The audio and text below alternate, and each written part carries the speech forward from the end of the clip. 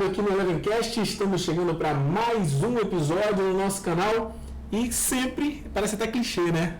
Convidado muito especial, porque todo convidado é especial, mas eu vou te falar, eu sou muito fã desse cara. Sou fã desse cara de muito tempo.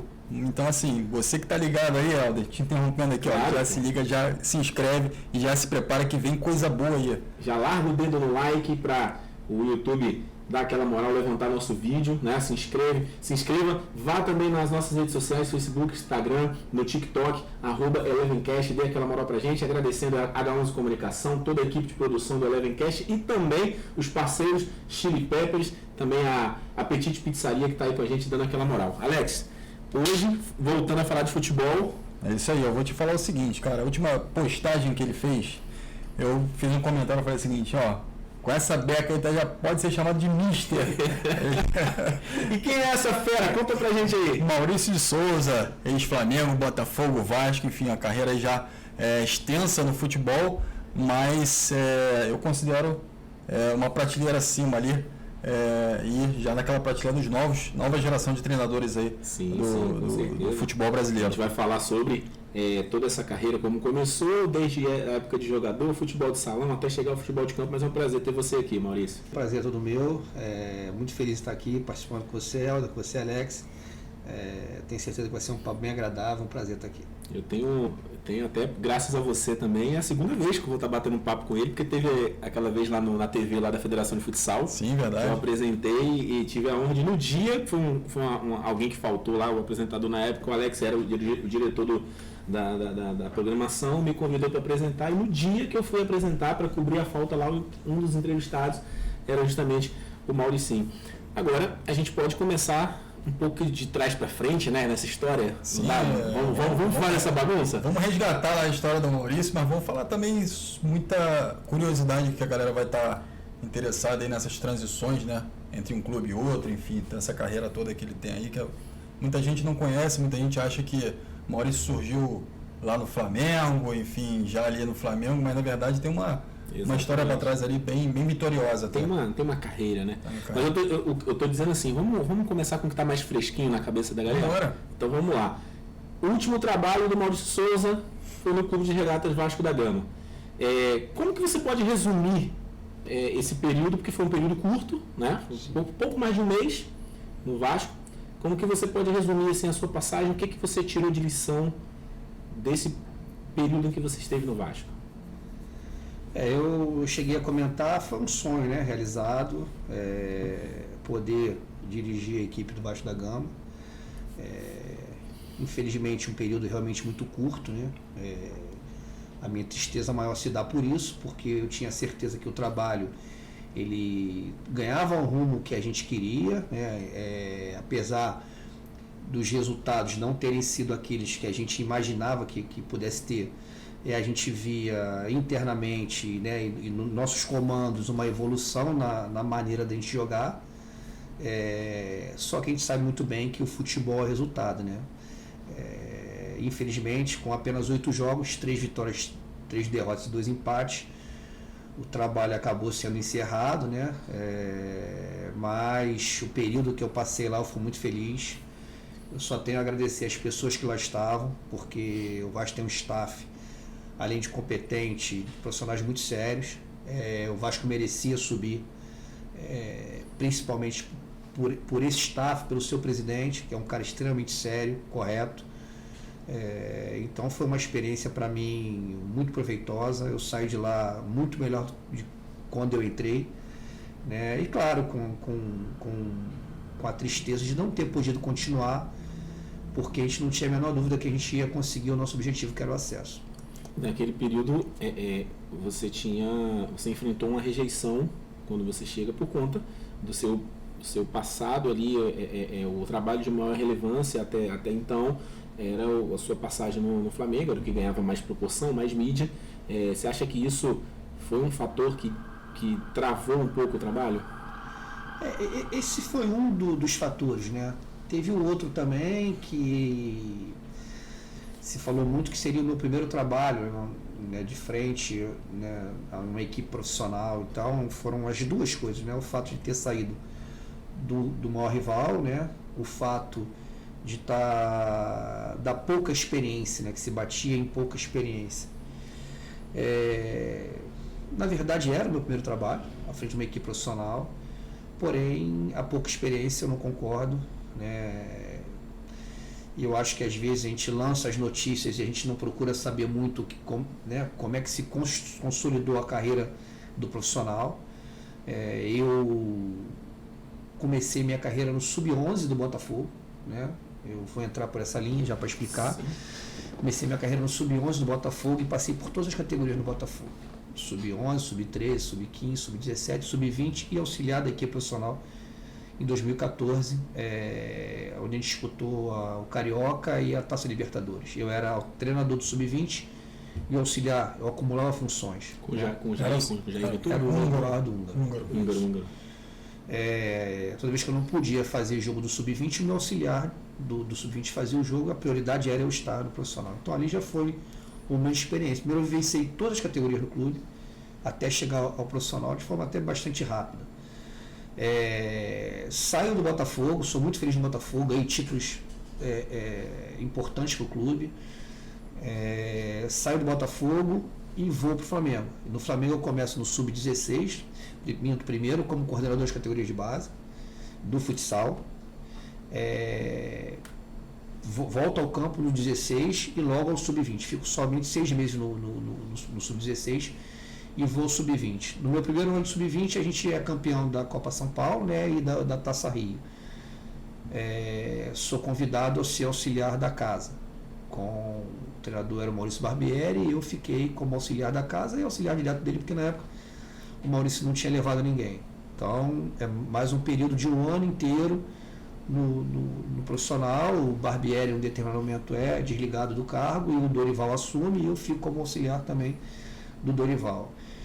No ano seguinte eu volto ao Sub-20 do Flamengo e a gente ganha títulos importantes, brasileiros, Supercopa, enfim, campeonatos cariocas. E depois volto novamente ao profissional para ser auxiliar da casa novamente na gestão do Renato Gaúcho. Então assim, eu discordo no fato de você não ter experiência. Eu vivenciei tudo que eu tinha que vivenciar no futebol. Vivenciei as categorias menores, vivenciei estar nas categorias, no profissional, nas categorias maiores da base no profissional. Disputei campeonatos importantes como Libertadores, Copa do Brasil, Campeonato Carioca, Campeonato Brasileiro. Então o fato de não ter experiência, que bateram demais, era uma coisa que eu me sentia pronto. Todas as licenças da CBF feitas, enfim, eu na verdade me sentia naquele momento pronto a assumir um clube. E só para a gente ilustrar aqui, essa pressão, ela te abalava psicologicamente e atrapalhava o teu trabalho do ponto de vista humano? Não é que te atrapalhe, mas é claro que você não quer ser vaiado com 15 minutos de jogo, né? Você gostaria, você está ali entregando todo o seu conhecimento, toda a tua alma para aquele momento ali. E eu via que tinha algumas coisas que não eram pautadas num equilíbrio, né? Faltava um pouco de equilíbrio para entender que a gente precisava de apoio, sim, que a gente precisava estar ali realmente com a torcida apoiando a gente naquele momento, que se achasse que no final do jogo tivesse que vaiar, ok, mas teve jogo 15 minutos e eu já estava sendo vaiado, o time entrava em campo, alguma coisa ou outra não acontecia e a gente já começava a ser vaiado e é claro que não é isso que você quer, mas eu me preparei muito para isso, me preparei psicologicamente, como você falou no início. A rejeição ela foi muito grande, depois eu tive boa parte da torcida, muitas mensagens voltadas para apoio, né? Mas sem dúvida nenhuma você, né, começar um trabalho com uma pressão muito grande, né?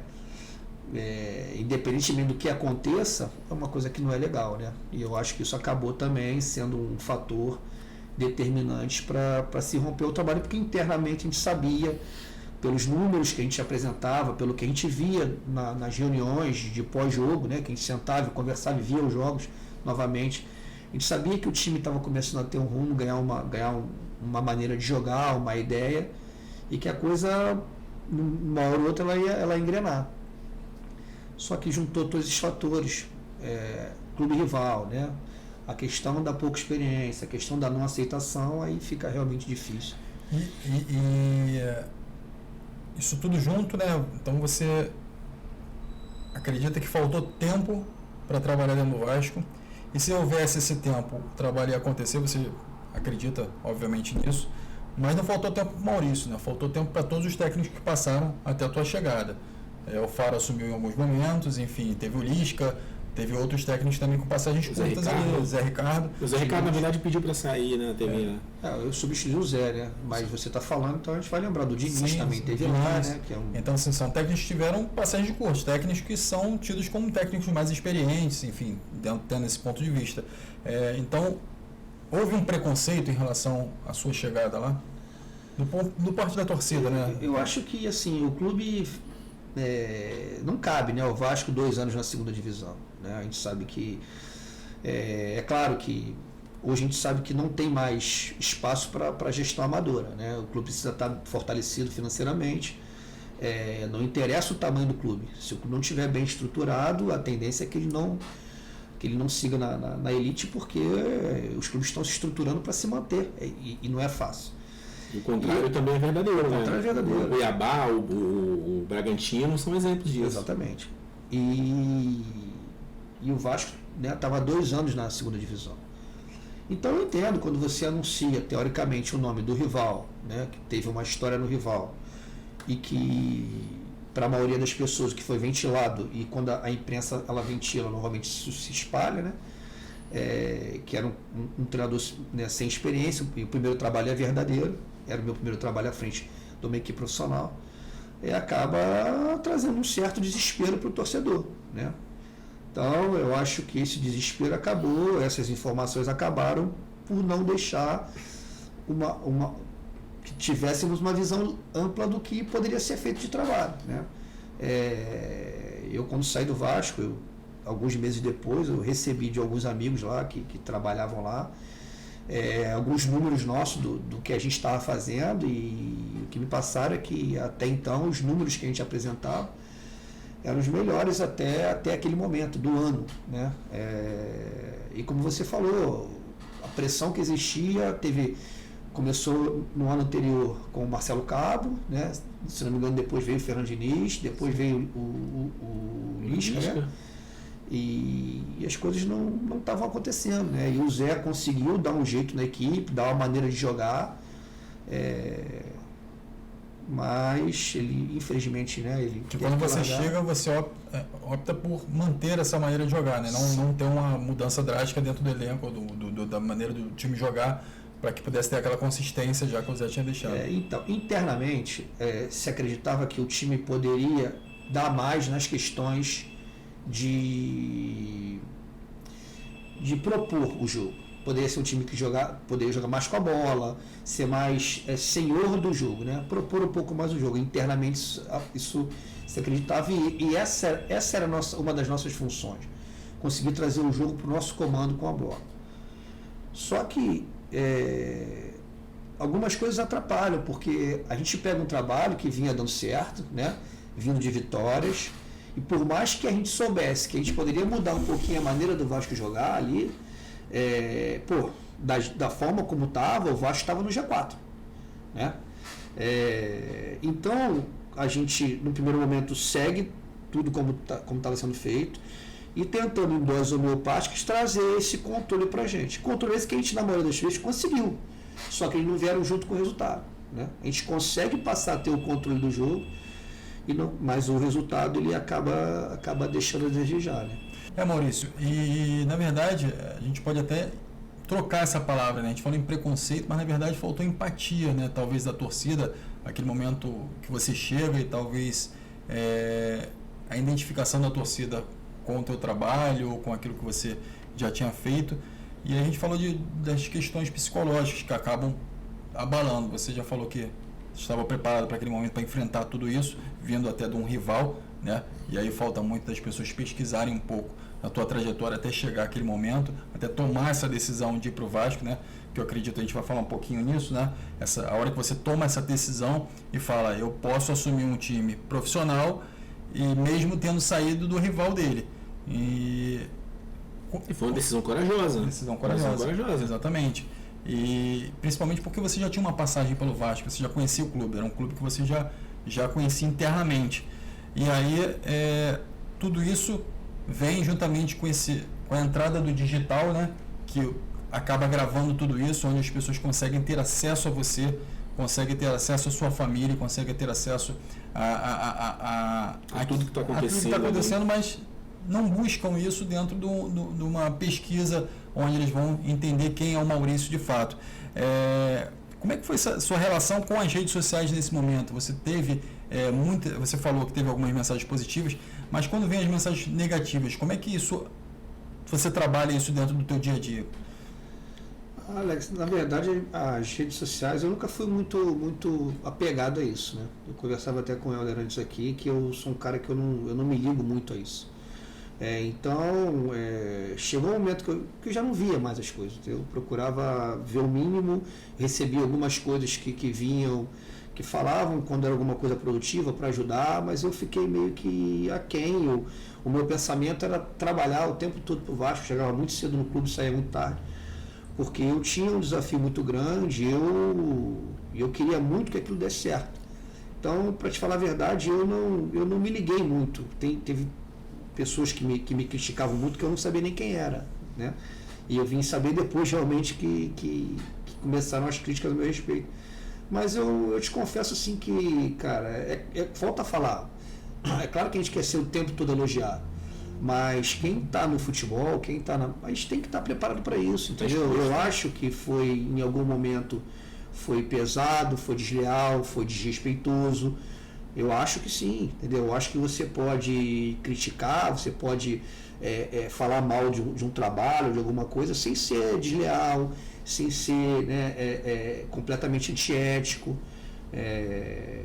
porque se entende que ali tem um profissional, tem também um ser humano. Sim. Então, mas, cara, quem sou eu para falar como você tem que fazer a sua crítica, como você tem que trabalhar? Eu sei como eu faço, como eu trabalho. Então, chegou um momento que eu já não era muito ligado às redes sociais, eu meio que desliguei, não via, né, porque eram muito mais críticas do que elogio, e procurei me pautar no que eu realmente podia controlar, né, que era o jogo, que era o dia a dia. Faltou tempo, isso a gente já sabe, a gente já avaliou aqui. Qual foi o outro ponto fraco nessa passagem do Vasco? Elenco. A diretoria, a gente sabe ali que tinha uma dificuldade financeira dentro do grupo, dentro do Vasco, dificuldade até de trazer novos jogadores. E qual foi a gente sabe que tem vários pontos fracos nisso aí. Agora, do teu ponto de vista, teve algum outro ponto fraco? Você analisa dessa forma? O elenco era bom? Dava para disputar? Dava para subir para a Série A? Como é que você avaliava isso tudo naquele momento que você assumiu? O elenco, de forma geral, era um elenco bom, né? O que mais preocupava a gente é que, dentro da nossa ideia de seguir dando sequência a tudo que o clube já tinha montado com o Zé, que isso foi um fator importante para minha chegada também, se enxergava em mim uma capacidade de fazer o time evoluir, né? Porque eu sempre falo isso, eu acho que seria o próximo passo do Zé, Ricardo. O Zé também não teve tempo, o Zé teve que sair de um ambiente muito hostil para ele também, né? E começar uma Série B onde era quase que uma obrigação o Vasco subir. E a gente sabe que não é assim, né? Sabe que o jogo ele se resolve dentro do campo. Então o Zé conseguiu, né, pela capacidade que ele tem, pelo grande treinador que ele conseguiu dar uma maneira do Vasco jogar, e ele sabia que o próximo passo dele seria evoluir aquilo que ele estava fazendo e enxergar em mim essa capacidade. E o que mais eu acho que trouxe problemas é que, como a gente, né, como o Vasco conseguiu uma maneira de jogar e estava dando resultado, a gente não sabia por quanto tempo, mas estava dando resultado. Toda vez que a gente pensava em fazer alguma coisa e a coisa não caminhava a nível de resultado como a gente queria, se criava um temor dentro do clube, né? Um temor, porque aí a gente volta atrás, volta ao que estava sendo feito, ou vamos seguir no caminho, entendeu? Então, assim, isso era uma coisa e eu fui completamente desprovido de vaidade. Eu fui ali para doar o que eu poderia doar de conhecimento, e o meu objetivo era o Vasco subir. Tanto é que tem uma fala minha no vestiário, num jogo, que eu falo que ninguém naquele vestiário ali tinha ou já tinha tido, né, uma responsabilidade tão grande na carreira. E o Nenê jogou várias competições aí, outros tantos jogadores.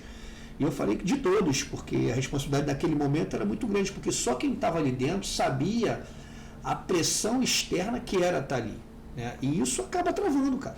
Entendeu? Querendo ou não, a gente percebe no olho de algum jogador uma dificuldade de você executar aquilo que você está preparado para fazer, né? E muitas vezes o treinador ele é refém dessas situações. Nesse momento que você está citando, você fala que fica aquele temor, aquela dúvida se quando o resultado não vem, se você volta atrás ou não do que era feito antes.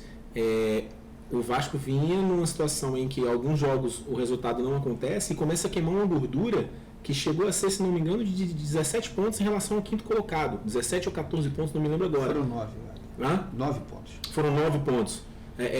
O Vasco ficou várias rodadas dentro da zona de classificação e aí começa a queimar essa gordura e vai acontecendo. Então isso, nesse momento, começa a pensar, pô, será que a gente vai manter isso daqui, vai continuar nesse caminho aqui? Aí a dúvida ela começa a aumentar ainda mais, né? E foi bom você tocar nesse ponto, porque isso é um outro ponto que precisa ser esclarecido, né? Porque eu chego no Vasco, o Vasco tem 6 pontos na frente do quinto colocado, que na época era o Grêmio. Isso quando você chegou. Assim que eu cheguei. O Vasco tinha acabado de ganhar do Náutico e do Cruzeiro e do Náutico, agora me fugiu a ordem, mas eu acho que foi Cruzeiro e Náutico.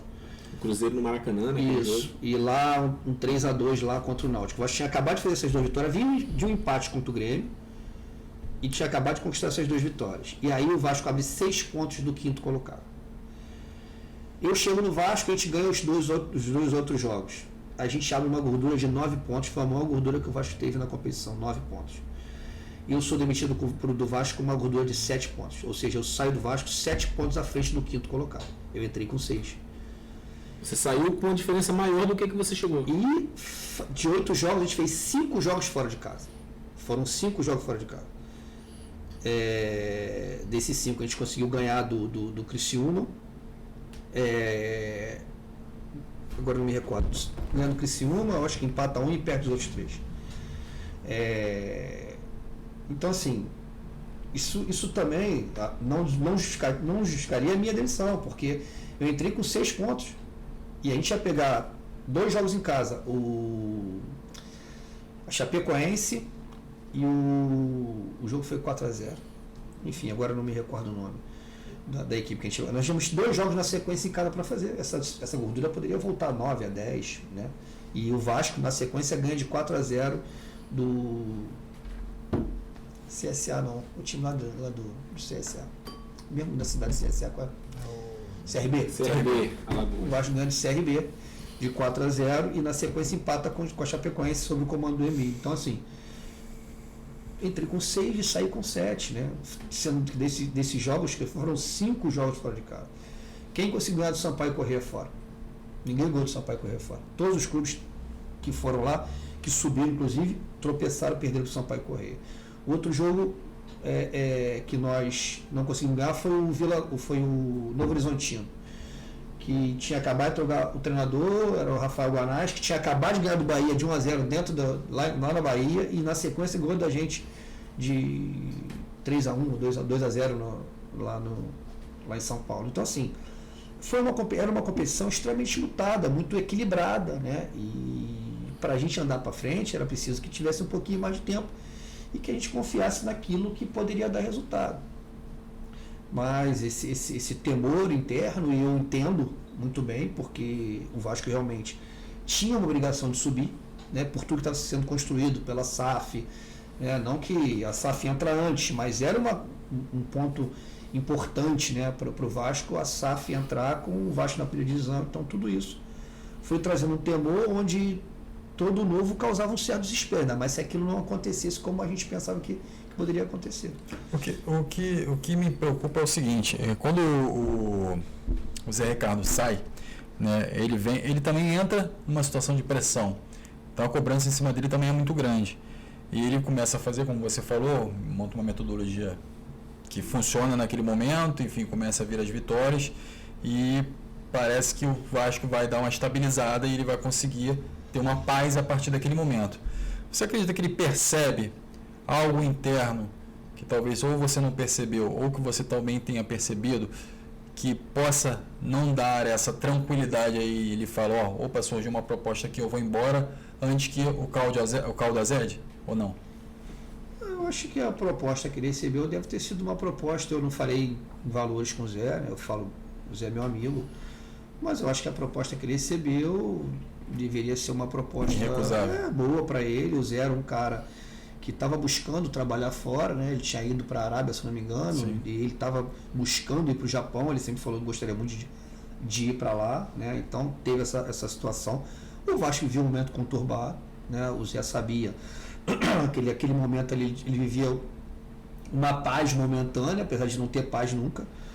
Ele vivia uma paz momentânea, mas que se o resultado não viesse, ele poderia botar o emprego dele a perder. Então veio uma proposta para ele, juntou com a vontade que ele tinha de estar lá, e ele acabou aceitando. Isso também teve uma conversa naquele período, eu estava ainda na Roquete Pinto, foi falado que junto a isso a diretoria nova ali da SAF já teria deixado claro internamente que a intenção era, na virada da temporada, trazer um outro treinador, não permanecer com o Zé Ricardo, mesmo com aquela, como você referiu, uma paz momentânea. Ele chegou a comentar algo nesse sentido? Não comentou, mas eu acho que isso também não poderia tranquilamente não acontecer, dependendo do que o Zé conseguisse fazer com o Vasco, como viria o acesso ou não. Poderia muito bem mudar a opinião das pessoas que hoje comandam, né, o futebol do Vasco. O que eu acho que aconteceu foi que aconteceu o que o Zé queria, que era uma possibilidade de trabalhar no Japão, uma proposta boa, né, de projeto financeiro, e ele acabou optando por ir. Acabou casando uma coisa com a outra. Claro. Para a gente sair um pouco da questão do Vasco e falar fazer uma viagem na carreira do Mauricinho, só para fechar essa parte do Vasco. Você puxou e ele falou bem sobre a questão da empatia ou da falta dela, referido ao torcedor. Mas teve também o lado da imprensa, que, por exemplo, quando você sai do Vasco, tem a declaração do Paulo César Vasconcelos na Redação Sport TV, que ele diz o seguinte, abrindo aspas para ele: o Maurício tinha sido interino no Flamengo, mas a experiência dele é muito mais na divisão de base do que no profissional. Aí ele completa dizendo o seguinte: o Vasco está pagando esse preço. Ou seja, pelas palavras dele, ele atribui a sua passagem pela dificuldade do Vasco de ir até o final da temporada, buscando ainda o acesso, conseguindo ali no final. Não sei se você, na época que ele disse, ele chegou a referir isso, se você tomou conhecimento disso, ou se não, como que você recebe, como que você analisa essa postura do jornalista, de parte da imprensa, com números tão bons, como você mesmo destacou aqui, que funcionários do Vasco trouxeram para você números em que o seu aproveitamento foi superior a alguns outros que vieram antes de você, e parte da imprensa atribuindo a sua passagem essa dificuldade que o Vasco passou. Eu sinceramente não vi, estou sabendo agora dessa colocação, mas assim, não é uma coisa que me chama atenção negativamente, né? Ele está ali para emitir a opinião dele, para falar o que ele pensa, o que ele acha. A coisa que eu penso é que eu procuraria saber um pouco mais a fundo, né? Porque como é que foi realmente a minha passagem dentro do clube, com pessoas que lá estiveram, né? Como é que foi a aceitação, como é que eram os treinamentos, como é que o time estava jogando, um pouco, porque eu falo o seguinte, as pessoas falam muito de números, que números não adiantam, número não adianta, mas o treinador, ele entrega número. Isso não quer dizer que eu não tenho responsabilidade com a derrota, não. O treinador tem responsabilidade com a derrota. Mas quando você vai analisar o trabalho do treinador, você pode analisar de duas formas. Você pega que ele ganhou mais ou perdeu mais, ou o que esse cara entregou para a equipe dele ganhar. Porque para a equipe ganhar, ele tem que entregar alguma coisa. E aí, quando você vai ver o que ele entregou, são números. Quantas vezes você finalizou no jogo, quantas vezes você chegou no terço final, quantas vezes o teu gol sofreu com finalização, se a tua posse é uma posse que progride, que chega à baliza adversária, que era a nossa intenção, é uma posse que é uma posse que não chega lá, uma posse ela por ela mesma. Então você tem que pegar, para você ter um balizador do treinador, você tem que pegar e analisar os números desse cara. E quanto mais positivo, naturalmente mais próximo da vitória. Quanto mais negativo, positivo, mais próximo da vitória. E aí, assim, não que eu até respeito o Paulo César, respeito, não que seja, mas aí a gente vê, né, entrando muito oportunistas, né, nas avaliações. Então, assim, não acho que o Vasco tenha sido mal treinado na minha época. Acho que o Vasco foi bem treinado. A gente sabia que ia ser um ano extremamente difícil, não ia ser um ano fácil, e foi. Né? E depois de mim, nós tivemos mais 2 treinadores que tiveram as mesmas dificuldades. Um que já está, que era o Emílio, e o Jorginho, que é um cara, né, extremamente capacitado e que teve dificuldade. Né? E a gente chegou a se falar, eu e o Jorginho. E na verdade não foi com o Jorginho, foi com o auxiliar dele. E as dificuldades aconteceram, continuaram. Né? O Vasco, na mão do Zé, mesmo sendo um trabalho, né, que trazia resultados à equipe, o Vasco tinha uma vida dura. O Vasco não tinha uma Série B fácil até então. Né? Acontece que eu assumi um time que não tinha perdido ainda. Né? E aí um time que não perdeu ainda, um treinador do Rio que teve muito tempo no rival, um treinador teoricamente sem experiência. Isso tudo culminou uma somatória de coisas que... Exatamente. Acaba que você... Mas eu acho que ele está na função dele, de tá ali para omitir a opinião dele.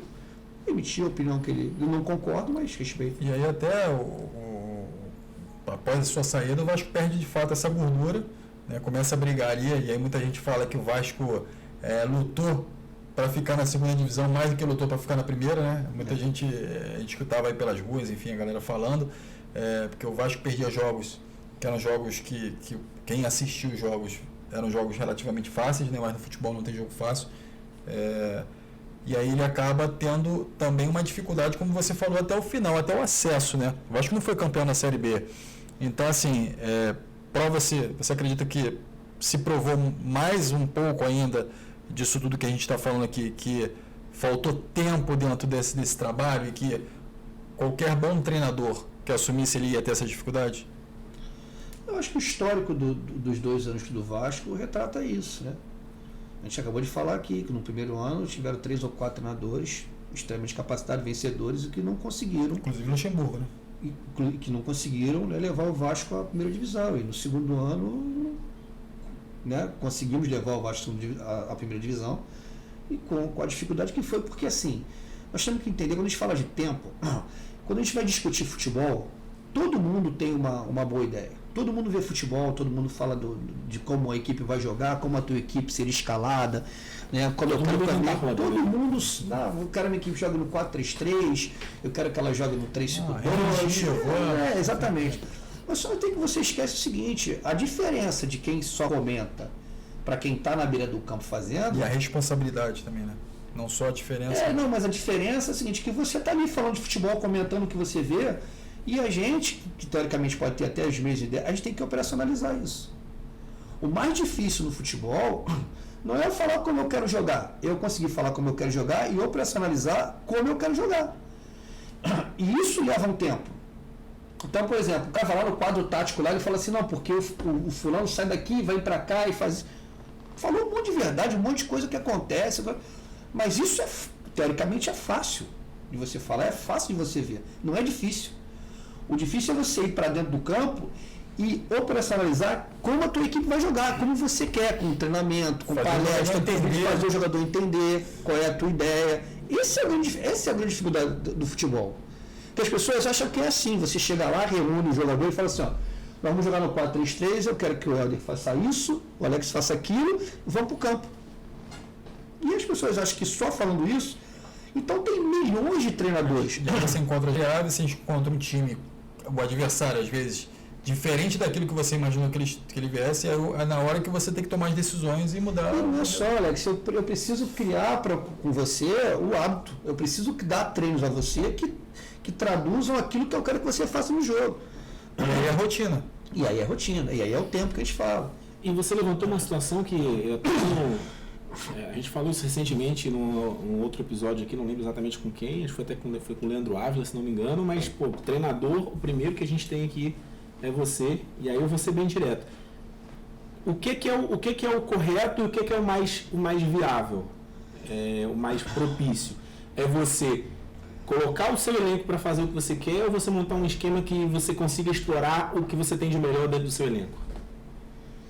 Acho que você pode tentar com as duas coisas. Só que o teu olhar tem que ser para um olhar de rendimento, né? Quando você não monta um elenco, você não tem as peças que você buscou, você chega no local e é aquilo que você tem que primeiro tentar ter um jogo que te traga o resultado, porque é isso que vai te sustentar lá, né? Porque a gente sabe que senão tu vai cair com 8 jogos, né? É o mediativo, senão tu vai cair com 8 jogos.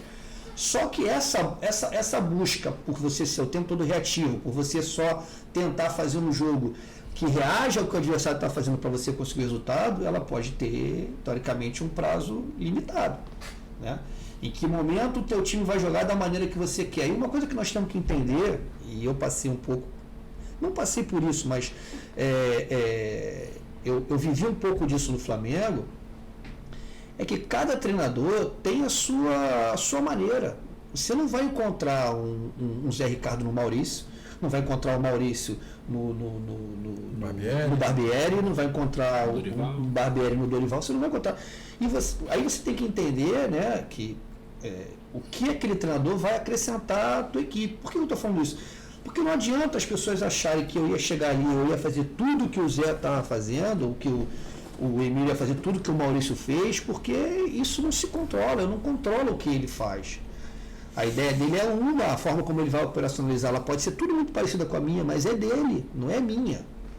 Entendeu? Chamada não é filosofia. não é que eu queira ser diferente que ele, não, porque vocês dois, né, estão praticamente fazendo o mesmo, mas você tem a sua peculiaridade, ele tem a dele, e isso é natural que seja assim.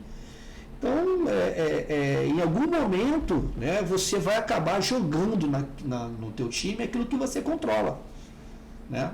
Não é porque você quer fazer diferente, mas é como você controla, é como você vê o jogo, é como você enxerga o jogo, é como você dá os teus treinos para a equipe jogar daquela maneira, entendeu?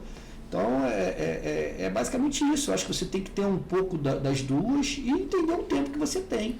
E quando você chega num elenco que é recheado de grandes jogadores vitoriosos, jogadores de nome, que tem um poder de liderança dentro do elenco, isso fica mais acentuado? Que, tipo, se você mudar a forma daquele cara que é o medalhão jogar, ele pode te trazer um problema? Isso interfere? Eu acho que é pouco inteligente, né? Se mudar a forma de um jogador jogar, né, que vai te trazer um problema para o jogo, eu acho que isso é pouco inteligente. Eu acho que vai acabar te trazendo um problema. Não só com o jogador, mas também com o rendimento da tua equipe. O ideal é que você use ele na posição onde ele mais rende, onde ele melhor rende, onde ele melhor pode atuar. Eu acho que sim.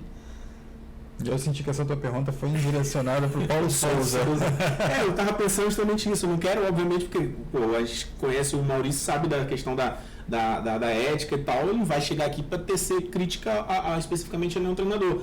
Mas eu fiz a pergunta pensando justamente nisso, porque a gente percebe que em dado momento ele perde o controle quando ele começa a insistir em fazer com que o time jogue com o esquema que ele queria, que era, pelo menos na minha análise, diferente do que o Flamengo estava acostumado a jogar, mas quando ele toca na ferida dos principais jogadores do elenco, ele começa um pouco a perder o controle e o domínio do elenco, e aí a passagem dele no Flamengo começa a ir por água abaixo. Pelo menos essa é a minha visão, não sei se você concorda. Eu sinceramente, eu acho que faltou um pouco de ajuda a ele nesse sentido, né? Só para situar para a galera, porque ali você já não está mais no Flamengo, você é demitido com a chegada do Paulo Souza, né? Com a chegada dele. E para mim faltou realmente um pouco de ajuda, ou não sei se ajuda, ou a trazer para eles, né, que alguns jogadores já não atuavam naquela posição há algum tempo, como era o caso do Everton Ribeiro, né? Sim. E aí eu não sei se... Cara, eu não acredito sinceramente que o jogador vai para dentro do campo para não ganhar, sabe? O jogador vai dentro do campo, ele entrega tudo. Mas só tem jogador, como você falou, que vai render mais no local e menos no outro. E isso vai trazer prejuízo ao todo, não vai trazer um prejuízo coletivo, não é só a ele, né? Porque quando você tem um Everton, que acaba o ano sendo convocado, ele não conseguindo render, olha o prejuízo que você traz à tua equipe, entendeu? Então, assim, faltou de repente alguém chamar aí, vem cá, Paulo, pô, tu é um treinador exaço, tu é um cara, né, internacional, um cara, pô, um baita de um treinador, mas esse jogador, cara, procura ver se ele não vai render melhor aqui. Nem que ele tenha que ficar no banco, mas bota esse aqui, que esse aqui de repente vai dar o que você quer, porque a ideia dele é uma ideia boa. Mas o treinador ele não senta com o jogador e pergunta, olha, onde você rende melhor? Não mas tem essa troca. O jogador vai jogar, cara. O jogador vai pro campo. Ele vai falar pra você, não, eu jogo, faço. Eu prefiro jogar ali, mas eu faço aí. O jogador vai pro jogo, o jogador vai jogar. Dificilmente tu vai ver um cara falar, não, eu não quero mais jogar nessa posição. O Rivaldo até falou isso numa né? Lembra o Fábio Baiano no Flamengo no final dos anos 90 também, que não queria jogar na lateral, só queria jogar. Inclusive dizem que ele estava cotado para a Copa de 2002 e não foi porque não queria jogar de lateral. O Flamengo. Eu não lembro, mas eu sei que se você falar assim, ó, cara, o Alex, eu preciso que você jogue aqui, o cara vai jogar. O Leandro Ávila falou isso aqui. Ele chega no Vale, aproveita a primeira chance dele no profissional do Vasco, ele vai jogar de lateral. Ele era o 10, ele jogava de meio ofensivo. Aí começa no Vasco jogando de lateral direito, fez acho que 2 ou 3 gols, ele falou aqui pra gente isso. E depois ele vai para jogar de volante. Aí que ele começa a jogar de volante por conta de necessidade no elenco. Eu acho que sim, eu não sei, é uma opinião, tá? Não tem, é um achismo. Eu não tenho, mas eu acho que o Flamengo ele não se adapta muito a um esquema muito engessado, uma coisa muito presa. O Flamengo é um time que os jogadores têm que ter mobilidade, tem que estar mais solto. Cada um tem uma responsabilidade, eles sabem onde eles vão marcar, onde eles vão atuar, mas eles têm que ter um pouco mais de mobilidade, sabe? Um jogo mais solto, o Arrascaeta movimentando, o Everton movimentando, querendo a bola, participando do jogo. Eu acho que isso vai fluindo, o Flamengo vai evoluindo e chega com muita facilidade até a baliza. Isso não quer dizer que você não tenha que ter um esquema definido, que você não possa ter uma organização, entendeu? E talvez isso possa ter trazido, mas é só um achismo, eu não tenho certeza do que eu estou falando, mas é uma coisa que eu tive lá. Eu tive a honra de dirigir esses caras algumas vezes, e é muito fácil, no sentido de que assim, eles resolvem problema, entendeu?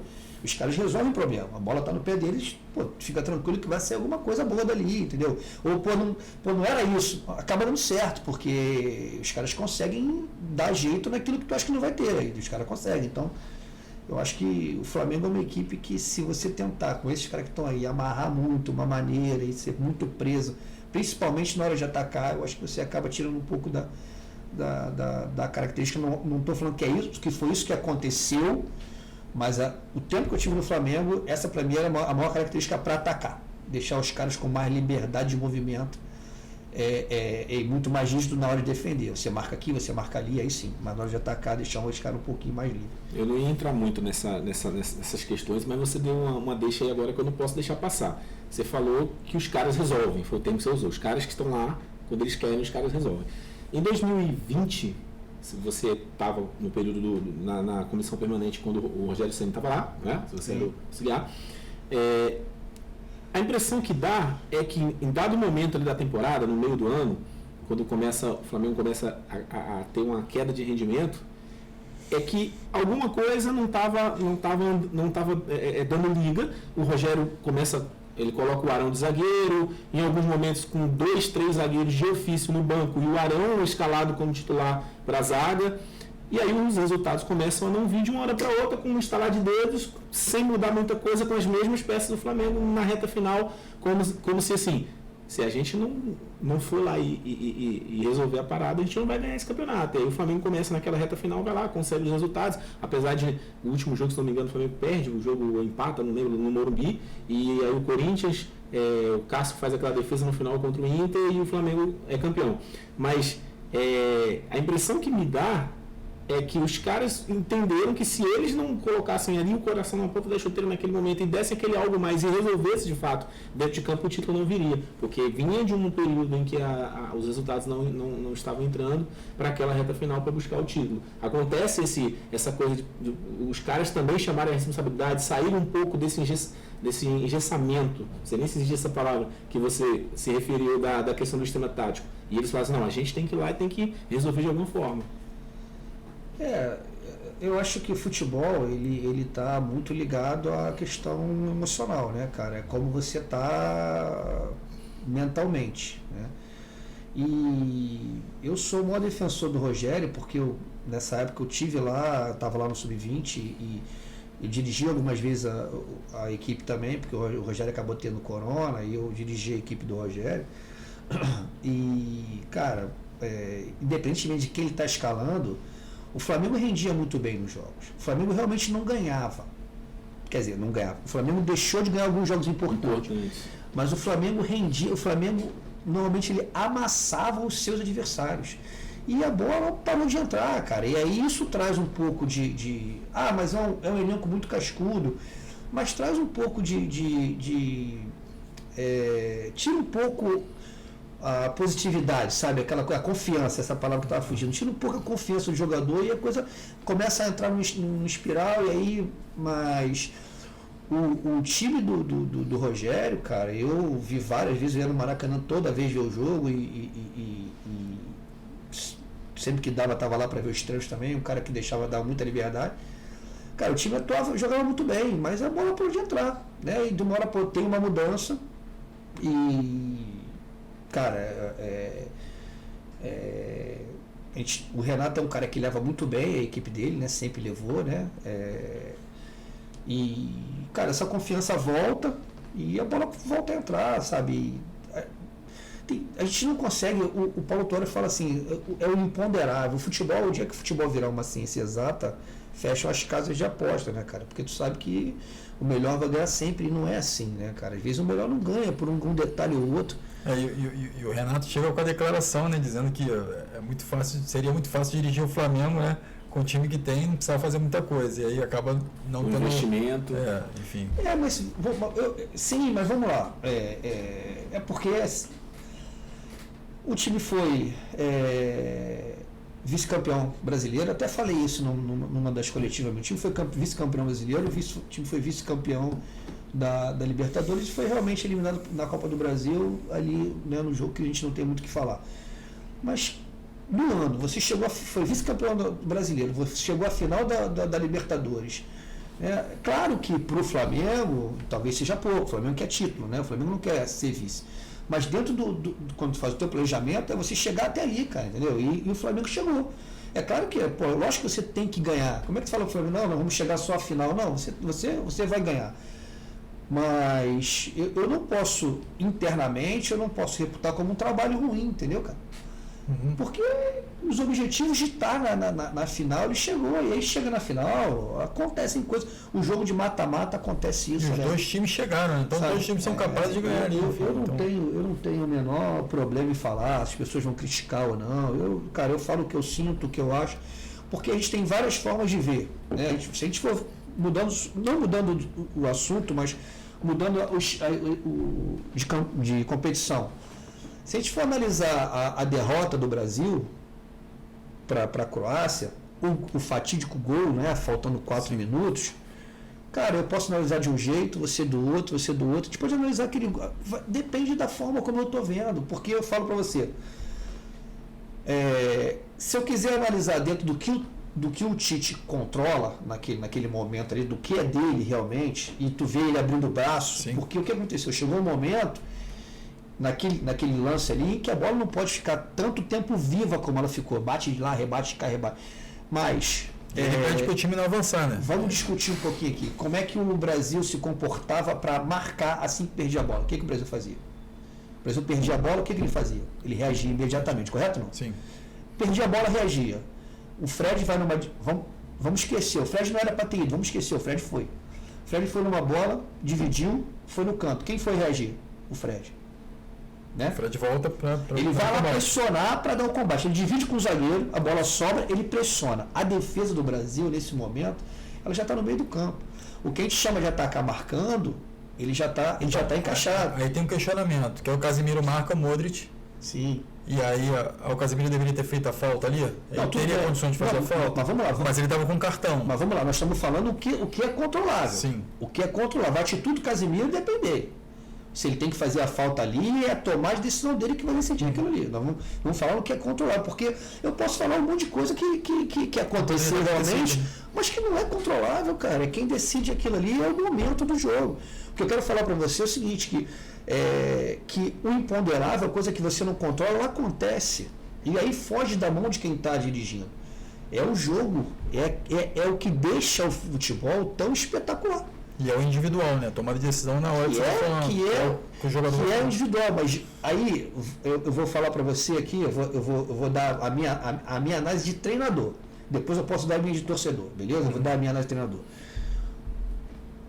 O Brasil perde a bola, rapidamente reage, obriga o zagueiro a dar um chutão. O Danilo, que estava sentindo, ele já está no ataque marcando, porque ele já está colado no jogador dele. O Alexandre já está marcado, colado no ponta, né? O Brasil já está no meio do campo. A bola vem, o Danilo corta de cabeça. A bola sobra para o zagueiro, corta de novo. O Modric que pega a bola, né? O Casemiro está em cima dele. Ou seja, está todo mundo encaixado como é controlável. Como o Tite gostaria que fosse. A bola ficar viva não era o que ele queria. Ele queria aquela bola mais limpa, já definida, para lateral, para alguma coisa, mas ela está viva. Mas está todo mundo como tinha que estar. O Danilo está marcando, quem não está participando efetivamente do ataque está marcando. O que poderia ter acontecido era que o lado oposto poderia ter voltado mais rápido, mas não voltou. E o que eu quero dizer é o seguinte, o que é treinável está sendo praticado naquele momento do campo. O que não é treinável é o Casemiro tentar desarmar a bola e puxar o contra-ataque. Ele tenta desarmar e o Alexandre que está virado com o corpo para fora, que era para onde o Modric ia botar a bola, iria chegar junto com o zagueiro, ele é pego de surpresa por um toque do Casemiro, e aí arma um contra-ataque. E aí tem mais, o olhar de treinador. Quando o contra-ataque é puxado, vocês devem reparar que existe uma comunicação do Marquinhos com o Thiago. Abre, vai lá que eu vou aqui. Que é exigido por quem com quem treina. É treino, se comunica, porque na comunicação você ajusta, porque ali criou um caos, que gerou um problema. Aquela bola que vai para a ponta esquerda gera um problema. E aí o que a gente prioriza naquele momento? Fecha o corredor central, fecha o que a gente chama de funil, fecha a baliza. Obrigar eles para jogar ele para o lado. Então as pessoas falam assim, o Danilo já estava sentindo, realmente estava sentindo, mas ele veio temporizando para que o ataque fosse atrasado, para que desse tempo das pessoas voltarem, os jogadores do Brasil voltar, e conseguir, ou seja, ele não saiu no cara, foi driblado e criou uma superioridade dentro da área. O Brasil, e para finalizar, né, é corrigido o problema na comunicação de quem pega quem, e o Marquinhos está tapando o chute do cara, a bola bate no Marquinhos e faz o gol, ou seja, cara, um monte de situações que você deixa de controlar. Mas eu posso ver como um torcedor. Pô, por que o Fred foi fazer lá na frente? Né? Por que o Pedro não deu a bola no Neymar? Por que o Casemiro não fez a falta? Né? Por que o Alexandre estava em campo, você estava sentindo? Por que tirou o fulano?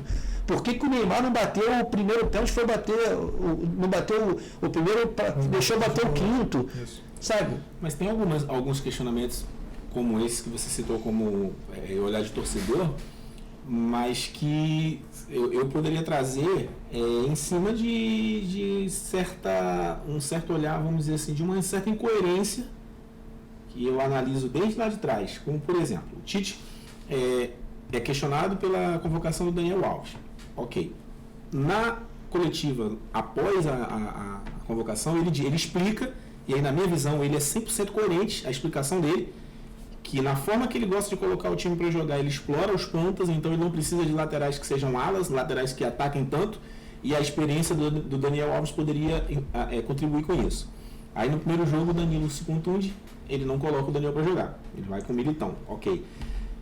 Opção dele. Aí o que você falou, é o controlável, né? A opção, ele tem o 100% desse controle, porque é a opção somente dele. No jogo fatídico lá contra a Croácia, ele coloca o Alexandro, que vinha de contusão, no lugar do Danilo, no lugar do fugiu o nome agora, do Militão, traz o Danilo de novo para a lateral direita, ou seja, ele estava com os 2 laterais improvisados. Mas o Militão pediu para sair, né? Exato. Sim. Mas aí é onde eu quero chegar. Sim. O Militão pede para sair. Por que ele, naquele momento, ganhando o jogo, faltando 4 minutos, ele falou tanto da experiência do Daniel Alves? Por que ele usou essa experiência a favor, já que foi a justificativa dele, no momento em que o Brasil estava vencendo o jogo e precisava de fato controlar aqueles minutos finais para a classificação? A tua análise ela é correta. Você pode pensar desse jeito. Eu não consigo te responder. Do porquê isso eu não consigo. Isso só o Tite conseguiria dar esse tipo de resposta. E a tua análise ela é plausível. Ela tem um embasamento. Isso, beleza. Eu não questiono quando se tem um embasamento. Eu só estou tentando explicar que quando a gente vai analisar, né, o treinador, eu talvez tenha falado coisa para vocês aqui, que talvez vocês não tenham se atentado no momento do gol. Porque depois do gol, o mundo caiu na cabeça do Tite. Parece que ele foi o culpado de tudo que aconteceu. Né? E o que eu quero dizer é que no olhar, claro, aconteceram falhas, mas no olhar mais técnico, o que era controlável por ele, que tem que ser treinado, estava ali presente. Então, inclusive o combate do Fred lá. Inclusive o combate do Fred lá. Maurício, mas ele poderia ter largado a bola e ter voltado? Poderia. Tem uma outra coisa, por exemplo, quem era o meio campo do Brasil? Fred, Casimiro e... Naquele momento? Era o Fred, Casimiro e Neymar. Poderia ter acontecido uma outra coisa. Se o Fred saiu, quem é o outro meio campo que tem que ficar? Casimiro. Neymar junto com o Casimiro. Isso tudo é discutível. Isso tudo passa a ser uma discussão com embasamento. Mas o que eu estou falando é que no que é treinável e controlável pelo Tite naquele momento, o Brasil executou. Inclusive a correção no momento de um contra-ataque que é puxado por uma infelicidade de um passe do Casimiro para trás, que ele poderia ter feito a falta. Mas em não fazer, e aí eu faço o que? Eu sento, ele não fez a falta, eu sento e choro, eu tento corrigir. Então o que eu quero dizer é que as correções do que estava acontecendo, elas foram executadas. Até o chute está quase que totalmente tapado, né, de um contra-ataque perigosíssimo, que saiu uma transição muito rápida, contra-ataque rápido, que de certa forma, em algum momento o Brasil ficou em inferioridade numérica, o que não se deve ter, mas que corrigiu. Entendeu? Então, o que eu quero falar é o seguinte, eu não consigo, o que o Paulo Autuori fala, é o imponderável, não tem explicação. Vamos ficar discutindo isso.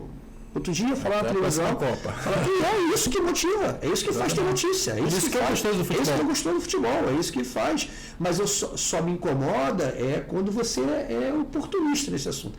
Você embasou todo o seu questionamento. E eu acho que vira uma grande pergunta para ele. E ele teria que responder a sua pergunta, porque ela tem embasamento. Se ele tem resposta e não tem, é uma outra coisa. Então quando ele fala, não sobe e todo mundo faz uma marcação alta, isso está dentro do controle dele.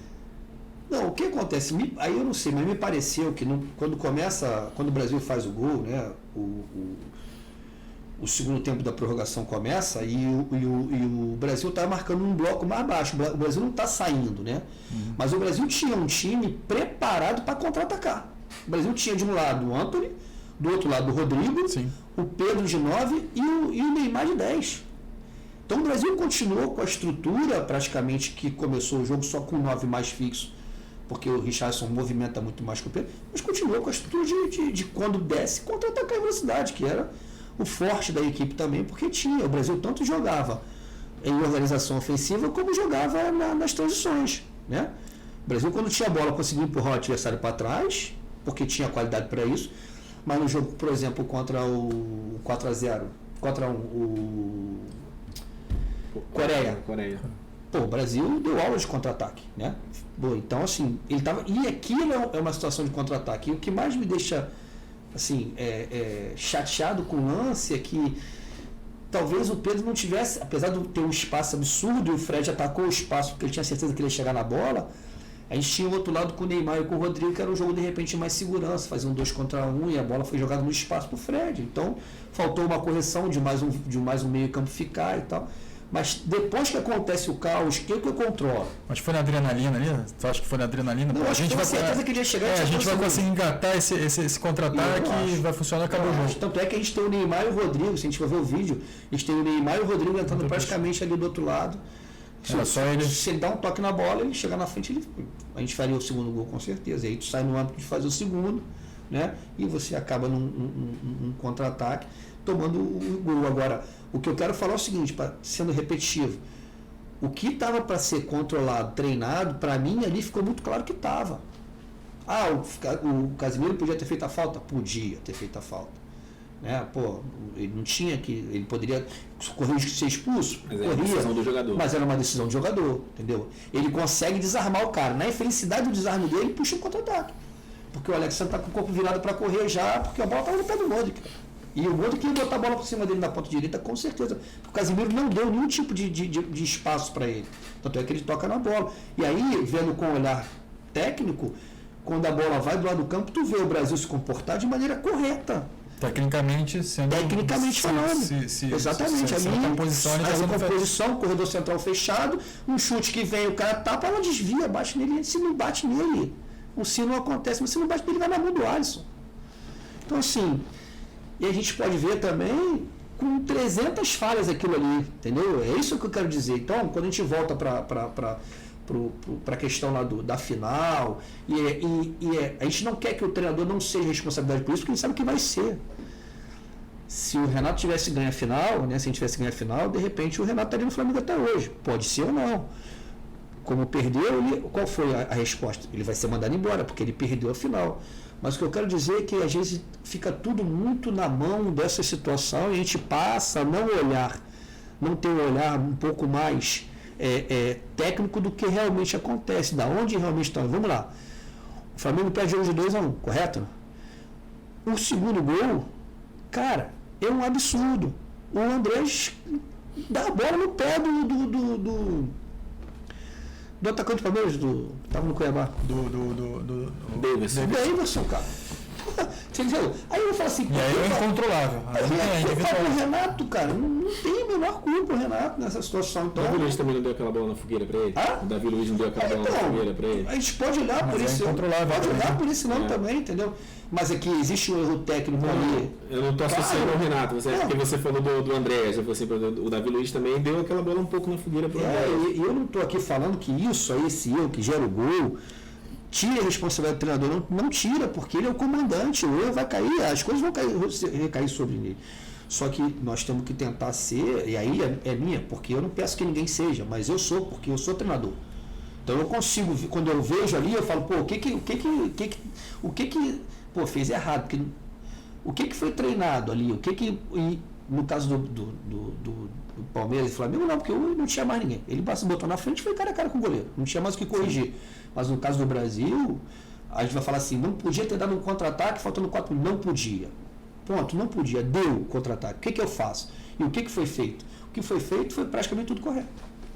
A bola desviou e entrou. E eu não controlo isso, a bola desviou e entrou. Agora, falando de treinadores, né, até para a gente puxar de volta para a carreira do Maurício, você trabalhou no Flamengo com Barbieri, Abel, Dorival, Jorge Jesus, Domenech, Rogério Ceni e Renato Gaúcho.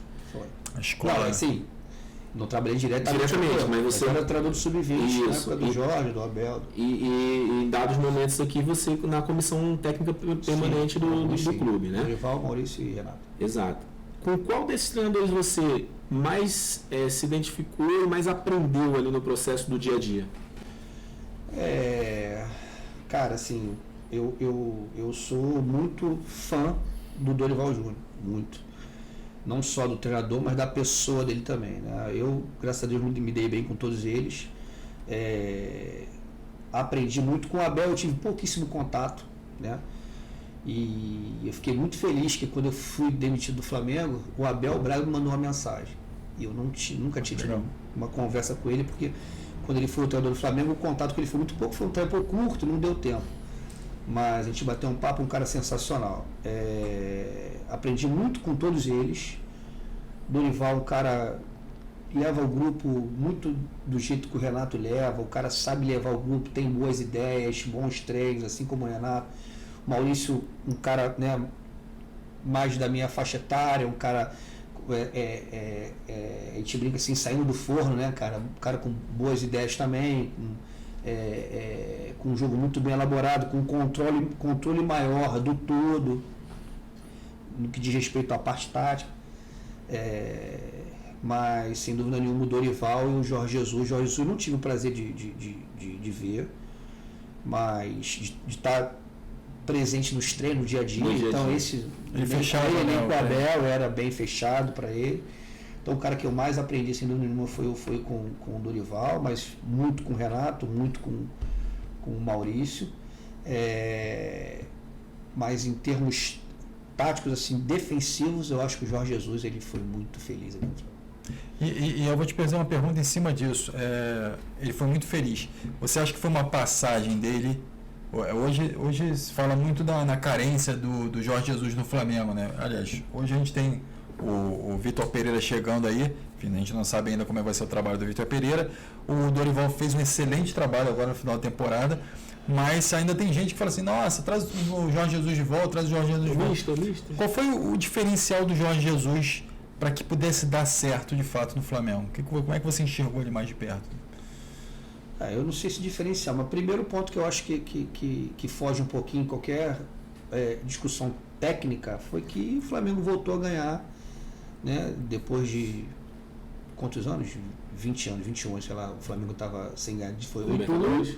8 a 19, 30 e tantos, né? 37. 37 anos, o Flamengo volta a ganhar uma Libertadores, que é o treinador Jorge Jesus. O cara que ganhasse uma Libertadores seria, com certeza entraria para a história, seria idolatrado pela torcida como foi.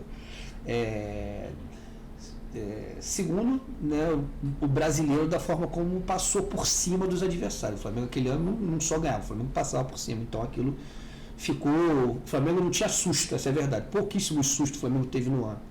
Né? E tem até um fato curioso para falar do Jorge Jesus, que eu vou falar para vocês depois.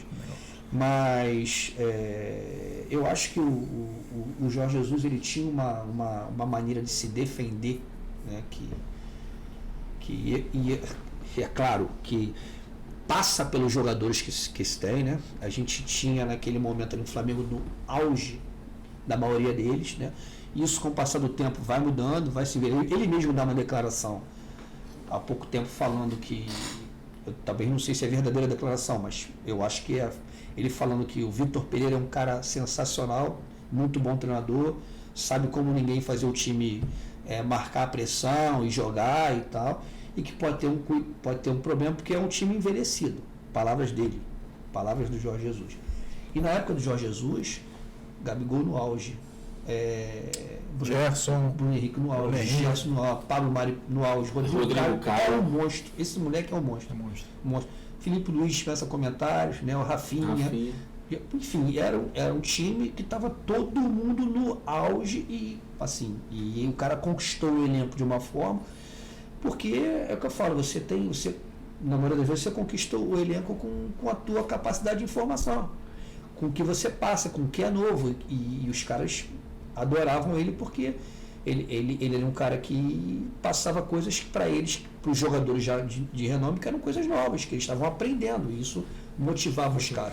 Isso entrou na veia do Flamengo. Eu algumas vezes conversei com o Rodrigo, e o Rodrigo Caio, ele falava, cara, tinha jogos que eu acabava e se eu quisesse jogar mais 45 minutos eu jogava, porque eu estava inteiro.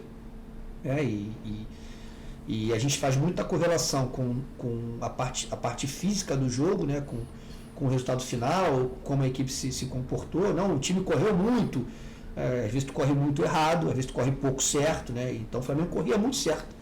Os números do Flamengo nem eram tão altos, mas a forma como o Flamengo se comportava era tão correta taticamente que os caras poderiam acabar o jogo a ponto do Rodrigo Caio falar, se tivesse que jogar mais 45 minutos, mas eu jogava, porque eu estava inteiro.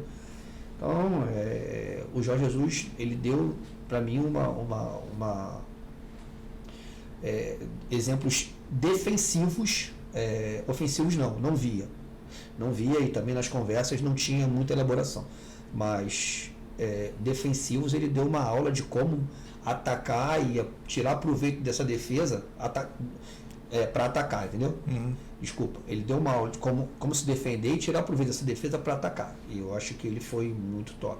E aí vem um pouco daquilo que você falou também, que ele priorizava essa organização e essa eficiência na defesa, para quando saiu para o ataque dar essa liberdade que os caras precisavam. Sim, tu via uma organização para atacar, tinha toda uma organização para atacar marcando, tudo isso, mas tu via os jogadores com liberdade de movimentação e algumas coisas bem determinadas, como comportamento de terço final, de segundo tempo, para atacar espaço. Tu via isso muito bem elaborado, mas também uma liberdade para que os jogadores tomassem as decisões, pudessem se movimentar de forma um pouco mais livre dentro de uma organização.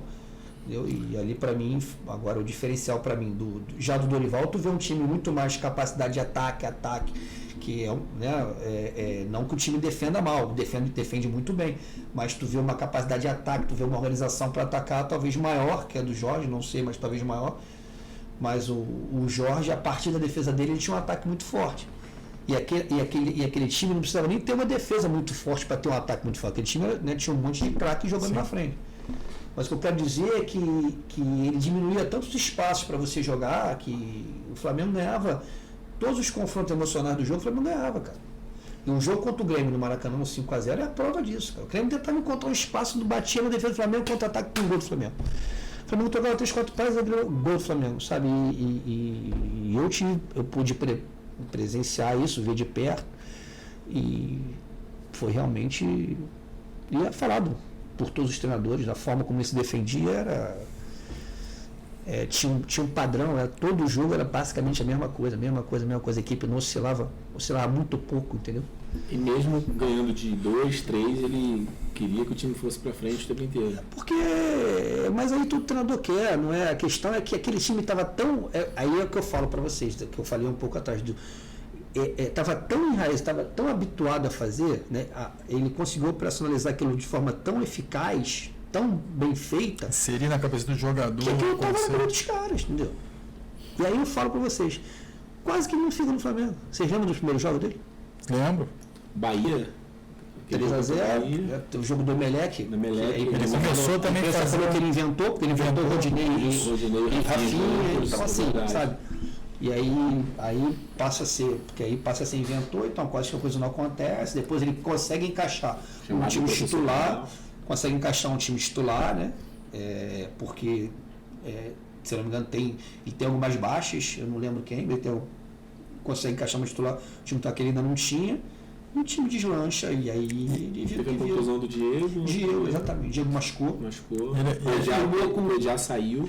O Ejá saiu, exatamente. Aí firmou com o Arão e Gerson no meio campo. Isso. E é legal você falar isso porque a gente tem recentemente a história do Botafogo, que volta da Série B e faz a Série A e tá montagem de elenco com o Luiz Castro, e o Luiz Castro fica balançado ali no cargo pela opinião da imprensa, né, pelos resultados adversos, e o John Textor fala: eu vou manter o banco, cara. E aí ele vem, faz uma recuperação no campeonato, termina relativamente bem no campeonato, pelo aquilo que o planejamento que o clube fez, uma aposta do gestor do clube. Então, assim, precisa se apostar mais nos técnicos, né, Maurício? Eu acho que você precisa ter confiança daquilo que você escolheu, né? A partir do momento que você escolheu ele, se acredita que foi feito um levantamento, foi feito um apanhado de informações para saber qual é a característica, o que você quer, se o jogo que você quer apresentar é aquele. A gente tem, você falou muito bem, num passado não muito distante, o treinador caiu estando melhor colocado do que estava o treinador do Botafogo nesse momento aí. Então, Luiz Castro, e mantiveram, e hoje ele passou a ser uma realidade, né? Passou a ser um cara respeitado dentro do clube, pela torcida, e eu lembro que a torcida porque queria a cabeça dele. E foi especulado agora para assumir a seleção, né? Portugal. Então, sabe, e bancaram, seguraram, e volto a falar, num passado não muito distante, teve treinador que caiu, estando na tabela do brasileiro, melhor colocado que ele está. Com um time muito pior, né? Um time com muito mais dificuldade. Então, cara, Eu acho que precisa, eu acho que você precisa ter um pouco de convicção naquilo que você escolhe, né?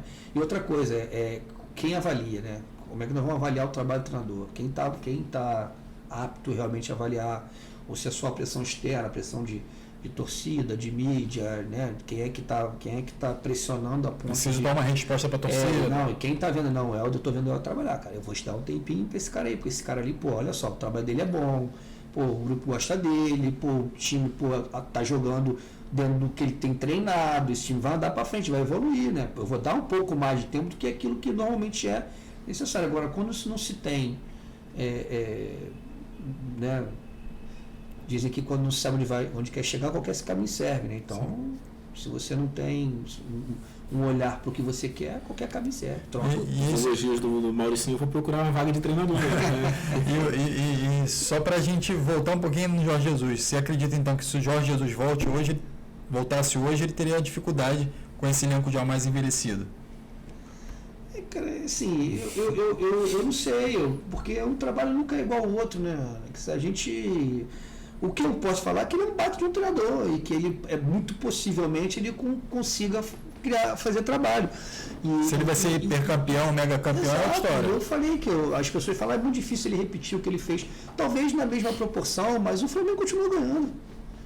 O Flamengo foi campeão brasileiro com o Renato, foi campeão da Libertadores com o Dorival, foi campeão da Copa do Brasil com o Dorival, com o Renato não, com o Rogério, né? Foi vice-campeão com o Renato, então o Flamengo continua lá, chegando lá em cima com outros treinadores. Então, assim, que também são ótimos treinadores. Então, o Jorge Jesus voltando, eu acredito que ele possa repetir um ano mágico de títulos, né? Se o trabalho vai ser a mesma coisa, se vai ser tão esmagador como foi aquele ano, né? Sabe? E o que eu ia falar para vocês do Jorge Jesus, para a gente ter uma ideia de quando o olhar é técnico, né? Numa conversa uma vez com o Arão, a gente estava falando, se eu não estou enganado, eu acho que foi do gol contra o River Plate na final, que o Flamengo tomou 1-0, né? E que depois na conversa, né? Porque sempre tem as conversas, tem os vídeos, as correções, né? Por que o gol saiu, o que aconteceu, né? O que de repente a gente deixou de fazer, e que o Arão conversando comigo falou, que ele falou assim, ó, cara, e ele é um cara que cobrava muito, ele chamava de treino de sala, né? Vídeo, né? Para os caras, e muita correção do que estava sendo feito. Que ele falou, aqui nós fizemos tudo certo. Estava tudo certo. Quem tinha que estar no local estava, a bola para onde ela andou, quem tinha que estar ali estava, só que tem uma indefinição, se não me engano, entre o Arão e alguém, eu acho que é esse gol. E o River acaba fazendo gol. Então, assim, tem coisas que acontecem que às vezes você está fazendo tudo certo, mas o gol acontece. Porque é mérito também de quem tá do outro lado. Mas ele, naquele momento, ele falou, nós fizemos tudo que a gente tinha que fazer para não tomar esse gol aqui. Eu não tenho que falar do gol. O gol aconteceu, mas o que nós tínhamos que fazer, porque se tivesse que fazer, ele ia falar, ó, você estava errado, você tinha que estar aqui, você não estava aqui, ele ia falar, porque ele falava dessa forma. E ele, naquele momento, ele falou, ó, nós fizemos tudo certo. E o gol aconteceu porque mérito do time adversário, o cara rolou bem uma bola para um local e criou uma dúvida na gente e acabou fazendo o gol. Então, é só para a gente ter a diferença do olhar, né, de um olhar mais técnico, né, de quem está corrigindo, de quem está dentro, de quem a gente fala assim, entre a gente tem gente que vê o jogo, né, e tem gente que observa o jogo. Tem uma diferença, né, entre ver o jogo. Eu canso de ver jogo, mas tem jogo que eu sento e observo, mas eu gosto de ver também. Estou ali vendo, estou ali comendo alguma coisa, estou vendo o jogo, estou me divertindo com o jogo. Mas tem vezes que eu sento em frente à televisão e observo, que eu quero ver o que está acontecendo. Exatamente. Então tem uma diferença entre você ver e você observar. Tem uma diferença entre você comentar na prancheta e você operacionalizar. Entendeu? Eu posso ser o rei da prancheta aqui, eu sou um treinador de prancheta, mas como é que eu operacionalizo esse treino? Como é que eu faço isso? Então são essas as diferenças. Então quando a gente vem discutir alguns lances, eu não tenho como não ter esse tipo de olhar. E se tivesse errado, eu também daria a minha opinião. Eu acho que, na minha opinião, está isso. Mas, cara, isso não é defesa aos treinadores, porque eu sei que vai acabar sendo a culpa nossa no final. Mas é que nem tudo a gente controla. Mas falando de jogadores agora, assim, os que você trabalhou na base, assim, qual que você, quando você viu a primeira vez, você falou assim, ó, esse cara vai chegar longe? Rapaz... E é legal até você falar isso, se eu não me engano, até fazendo um exercício aqui na memória, Vinícius Júnior passou por você. O Vinícius Júnior, Paquetá. o Vinícius Júnior e o Paquetá, eu já peguei eles na transição 20 profissional. Eu trabalhei muito mais com eles no profissional em 2018 do que provavelmente na base. O Vinícius subiu com 16 para 17 anos, né? O Paquetá já com 18 para 19, se não me engano. Então, mas eu peguei essa safra, essa geração, eu peguei muito mais no profissional, porque em 18 eles já não vão para a Copinha comigo, eles já estão no profissional. E a gente é campeão da Copinha sem eles. E aí eu subo e encontro eles novamente ali, entendeu? Mas eu não tive uma relação de base próxima com eles, eu tive uma área profissional. Mas vi jogando base todos os dois. E aí, em cima da resposta do Helder, qual foi o que você falou assim, cara, esse aí... É porque eu tento remeter um passado, porque tem também o oposto, né, cara? Aquele cara que tu acha que vai e que não acaba certo, não indo, né, cara? Você pode dar um exemplo dos dois, você pode dar um exemplo dos jogadores. Você não pode falar, mas a gente pode. O Lincoln. Tem o Lincoln. O Lincoln era craque. É assim, eu sou suspeito porque eu trabalhei com o Lincoln, eu gosto muito do Lincoln, mas às vezes, por uma coisa ou outra, a carreira não dá a proporção do que realmente ele tem. O Lincoln é um jogador extremamente técnico, que a gente rotula por um gol que perdeu. E às vezes demora um pouquinho maturar também, né? Eu acredito muito nisso. Acho que tem jogador que matura mentalmente mais tarde do que outros, né?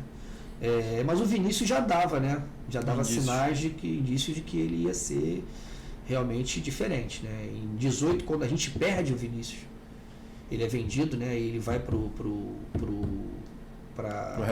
Real, a gente perde ele depois da parada, vocês lembram, né? Sim.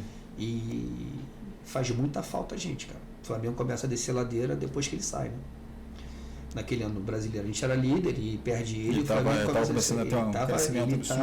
ainda tinha muita dificuldade, ele tinha algumas coisas a melhorar ainda, mas já tinha um ímpeto, já tinha uma coisa de Flamengo, de carregar para cima, de levar, sabe, de impetuosidade contra os adversários muito grande. Você batia o olho nele e falava que aquele garoto ali, tanto é que ele foi vendido muito cedo pro Real, né? A gente não imaginaria que ia ser tão rápido, né?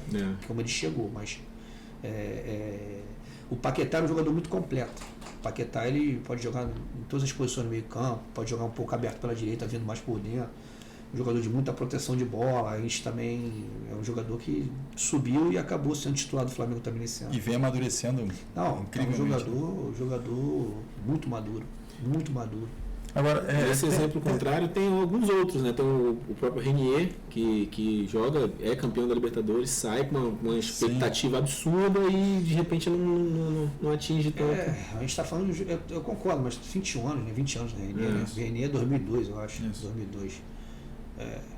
20 anos, né? Vai fazer 21 agora, tem muita linha para queimar, mas diante do que ele tinha apresentado, a expectativa dele era um pouco maior, sem dúvida nenhuma.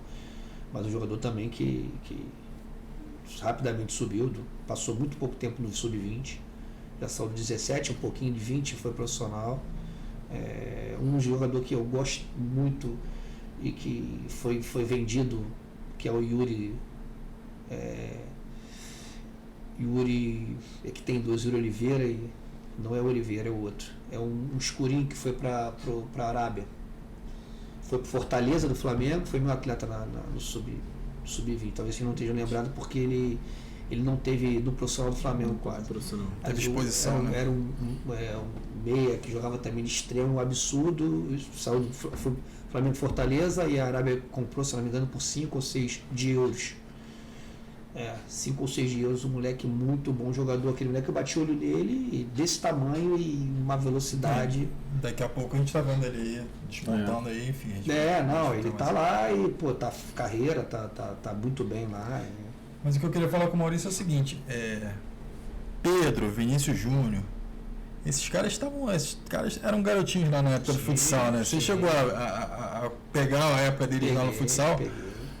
Eu lembro, enfim, a gente chegou a fazer algumas coisas lá e num retrospecto ali, olhando um pouquinho das imagens, cheguei a ver lá nos videozinhos lá, o Vinícius Júnior, então assim que eu lembrei, falei, o Maurício chegou a estar ali no futsal junto com essas feras aí, né? Sim. Hoje isso cria, né? João Gomes, Vinícius.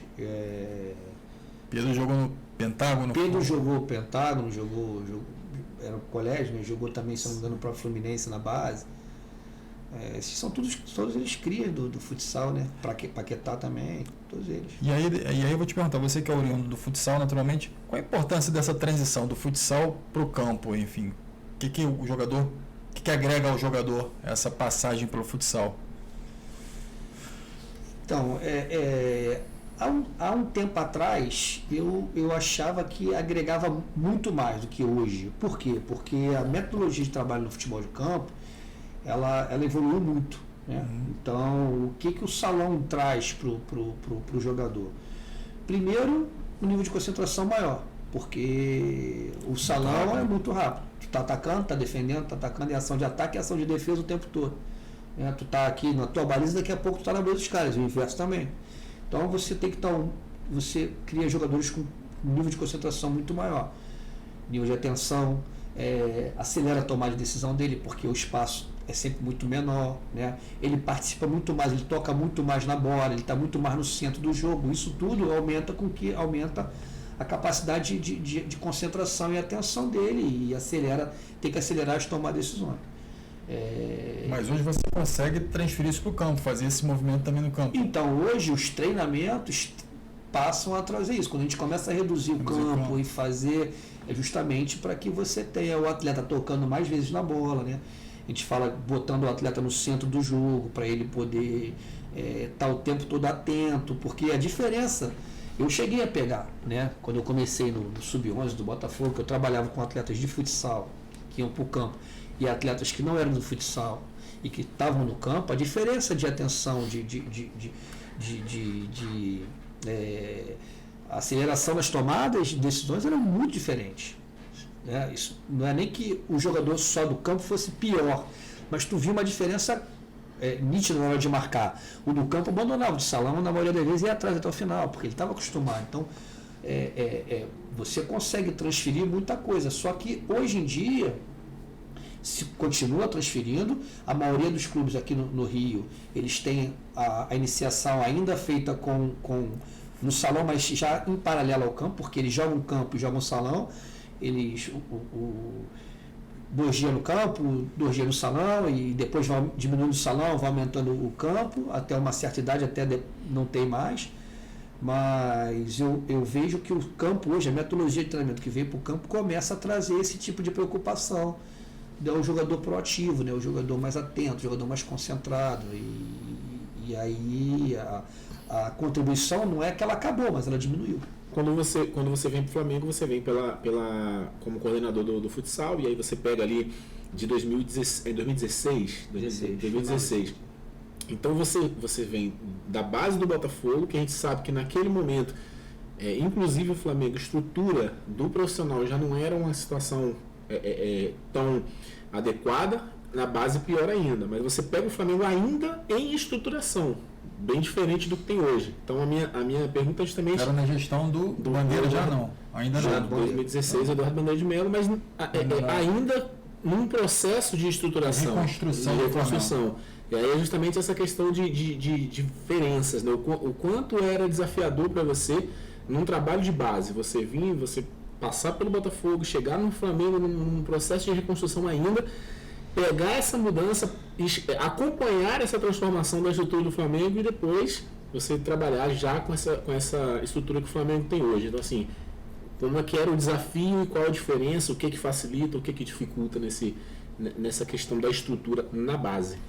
O primeiro desafio foi aceitar essa proposta, né? Porque eu era treinador do Sub-20 do Botafogo, né? E já tinha tido uma passagem pelo profissional. E no início de 2016 eu sou desligado do clube e vem a proposta do Flamengo, porque o que acontece? A minha base toda de treinador, ela foi formada no futsal. Eu queria ser treinador de futsal, eu estudei muito para ser treinador de futsal, e a gente, quando eu iniciei, a gente fez um trabalho muito bacana no clube chamado Casa de Espanha, que depois teve uma parceria com o Botafogo, e a gente ganhou muitos títulos. A gente conseguiu servir jogadores do futsal para o campo do Botafogo, como o Ezequiel e outros, agora me fogem o Anderson, outros que me fogem agora o nome, mas jogadores que tinham passado pelo nosso projeto, né? E eu acabo transitando para o campo do Botafogo, mas eu tive uma passagem muito vitoriosa, muito concreta, muito boa no futsal. E o Flamengo, naquele momento, ele estava reestruturando o departamento de futsal. E o convite veio justamente porque eles achavam, né, que como o meu nome era um nome muito forte ainda no futsal, porque até sub-20 eu trabalhei em futsal em campo. Trabalhava no projeto Futsal Casa de Espanha, Botafogo, e era treinador do campo. Então eu dobrava, eu saía do campo e ia para o salão. E tendo êxito. Então para o Flamengo levar naquele momento o meu nome para o departamento de futsal era uma coisa bem bacana. Iria impactar o mercado na maneira de ver. Então, só que ao mesmo tempo eles sabiam que eu já tinha transitado, tinha conseguido um espaço importante no campo e que já não tinha mais um olhar naquele momento para ser do futsal. E aí numa conversa na época com o Cadu e com o Noval, eles abrem para mim que eles me queriam dentro do clube, que eles sabiam do meu interesse, era o deles também, e que no momento o que eles tinham para me oferecer ajudava a mim e a eles, porque impactaria no futsal, e eles me deixariam dentro do clube, que era uma preocupação no momento de eu de repente ir para um outro clube e aí fechar com outro clube e não poder estar com eles. Então eu fico durante 6 meses ainda no departamento de futsal, a gente consegue reestruturar, né? O Flamengo começou a investir pesado no futsal como fonte de captação para o campo, monitorando o Brasil quase que todo, vindo jogadores de fora para o futsal, para iniciar no futsal, para passar para o campo, e ali começa realmente o que você falou, que é a mudança de estrutura física do Flamengo, né? Já com dificuldade, mas já muito maior na época do que a do Botafogo. Quando eu vou para o campo, o CT do profissional ele está sendo construído no Ninho, né? No Ninho, né? O CT que hoje é da base, que um dia foi de profissional, né? E aí ainda estava numa estrutura muito bem organizada, mas de container ainda, né? As salas onde contém a base do Flamengo no campo, né? De container, mas muito bem estruturada, tudo muito limpo, muito bem organizado.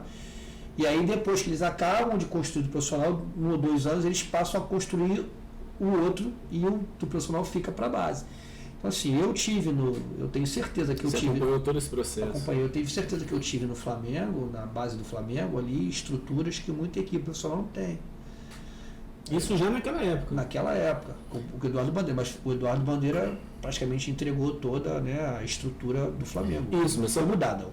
Isso só para situar para a galera, você está falando que você chega na construção do CT que era para o profissional, que hoje é usado pela base, essa estrutura construída para o profissional, que hoje é usada pela base, é que você se refere que é melhor do que muito time profissional. Muito time profissional. Não só a estrutura física, mas tudo que o Flamengo oferece, né? As possibilidades, os campos, a possibilidade de contratação, jogador de fora, né, as viagens, né, sempre que possível, de avião, enfim, né, as questões de alimentação, de acompanhamento, né, psicológico, enfim, de tudo isso. A estrutura do Flamengo para a base é uma estrutura muito forte, eu não tenho a menor dúvida que é muito maior do que de muito clube Ô Maurício, nessa transição toda, você acredita, e aí a gente não pode deixar de falar, enfim, você vivenciou tudo isso e você trouxe um fato importante, que é justamente a questão dos containers, onde aconteceu a tragédia no Ninho ali. Como é que vocês receberam essa informação? Como é que foi isso internamente no Flamengo ali, essa tragédia? Você era o treinador da categoria dos jogadores? Não, eu era do 20 já, né? Eu era do 20. Do 20 não tinha ninguém. Cara, foi o que foi, né? Foram dias terríveis pra gente. Muita tristeza. Eu conhecia, eu não vou falar que eu conhecia todos, mas eu conhecia praticamente todos. Né? Eles eram da categoria menores, mas de estar ali, estar passando por eles e vendo, né? E a maioria não iria estar ali. Parece que tinha um evento do VAR no Maracanã e alguns garotos ficaram para participar do evento. Muitos iam para casa, preferiram ficar ali. Tinha garotos que eram do Rio, mas que ficavam na concentração, porque as pessoas associam o nome container, né? Parece que, mas era um alojamento bem estruturado, ar-condicionado em todos os quartos, muito limpo, né? Salão de jogos para eles, com televisão, enfim, tudo. E estava tudo certo para eles saírem dali e ir para o novo CT, né? Que já tinha sido construído o CT do profissional, o CT que era do profissional já estava ficando vazio, faltavam alguns ajustes para poder transferi-los para os quartos, né, cara? E aí aconteceu dessa fatalidade, esse desastre aí, né, que eu acordei com a notícia, na verdade.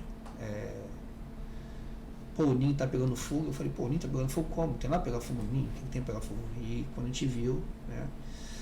Não conseguia nem associar. Não, no primeiro momento não, depois que a gente, né? Aí corremos para lá, ajudamos da forma como podia ajudar, né? Todos os profissionais da base ajudaram muito, né? Teve profissional que se deslocou para acompanhar a família, o corpo, enfim. Agora, cara, é uma tristeza muito grande, né? Porque 10 crianças, né? 10 sonhos e acabaram lacerados. Você que conviveu com muitas crianças aí, realizando sonhos, né? Promovendo eles, realmente é trágico.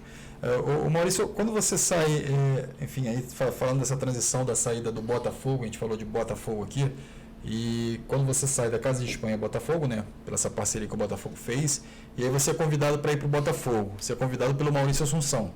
A gestão dele. O então presidente do Botafogo, naquela época, muito criticado, enfim, muita gente expurgou o Maurício Assunção e eu posso dizer com razão, né, pelo feito e pelo tudo que foi dito e foi apurado em relação a ele. E talvez tenha sido um dos grandes benfeitorias que ele fez, foi trazer você para o campo, porque você foi vitorioso no Sub-20 do Botafogo, no campo ali, e também já tinha sido muito vitorioso no futsal. Você recebe esse convite para ir para o campo, você já imagina ali a sua carreira já definitiva no campo, você já largou o sonho, aí você falou que foi para o Flamengo com a ideia de ser ainda treinador do futsal, mas ali você já vislumbra uma ideia de já assumir grandes equipes no campo? Não, eu quando vou para o Flamengo, eu já tenho na minha cabeça de ser treinador de campo, já não mais de futsal, mas eu quando sou convidado, na verdade era o Maurício Assunção, o presidente, e o Cid Loureiro, que era o gerente da base. Quem me faz o convite direto é o Cid Loureiro, e eu fui a princípio Sub-11, e na sequência sou contratado para o Sub-13. Sub-11 ainda com parceria com a Casa de Espanha diretamente, eles pegaram um funcionário da Casa de Espanha e botaram ali e tal. E no ano seguinte eu passei a ser funcionário do Botafogo.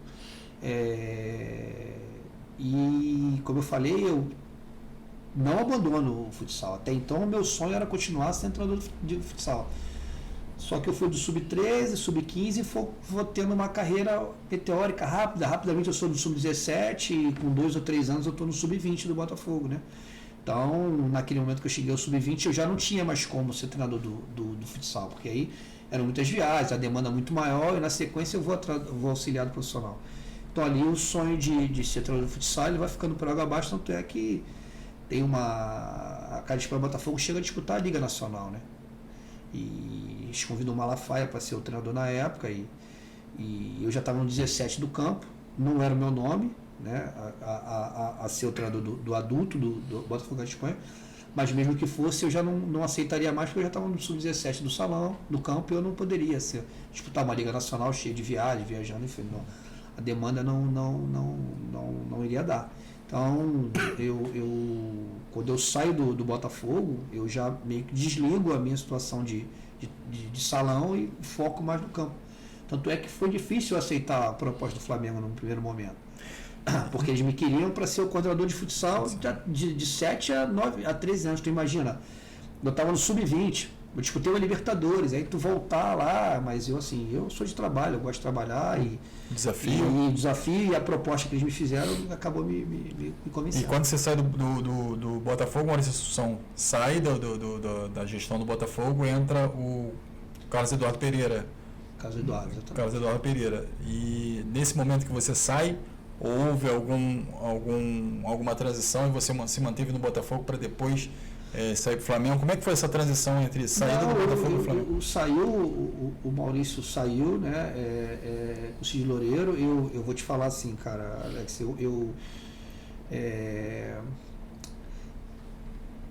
parte política é uma outra situação. Eu não comento, eu não sei, mas o que eu vivi no Botafogo com o Maurício Assunção na época, nas questões de base, né? A base do Botafogo sobe um degrau ou mais com a gestão do Maurício e do Cid Loureiro, né? Porque se estrutura, a capacidade de trazer jogador de fora aumenta muito, o Botafogo passa a ganhar títulos na base, coisa que era uma coisa que não acontecia. Só que existe na mudança uma rixa muito grande, o pessoal que entra é muito avesso, a oposição é muito avessa ao que estava, e nesse primeiro momento sobra ruídos, né?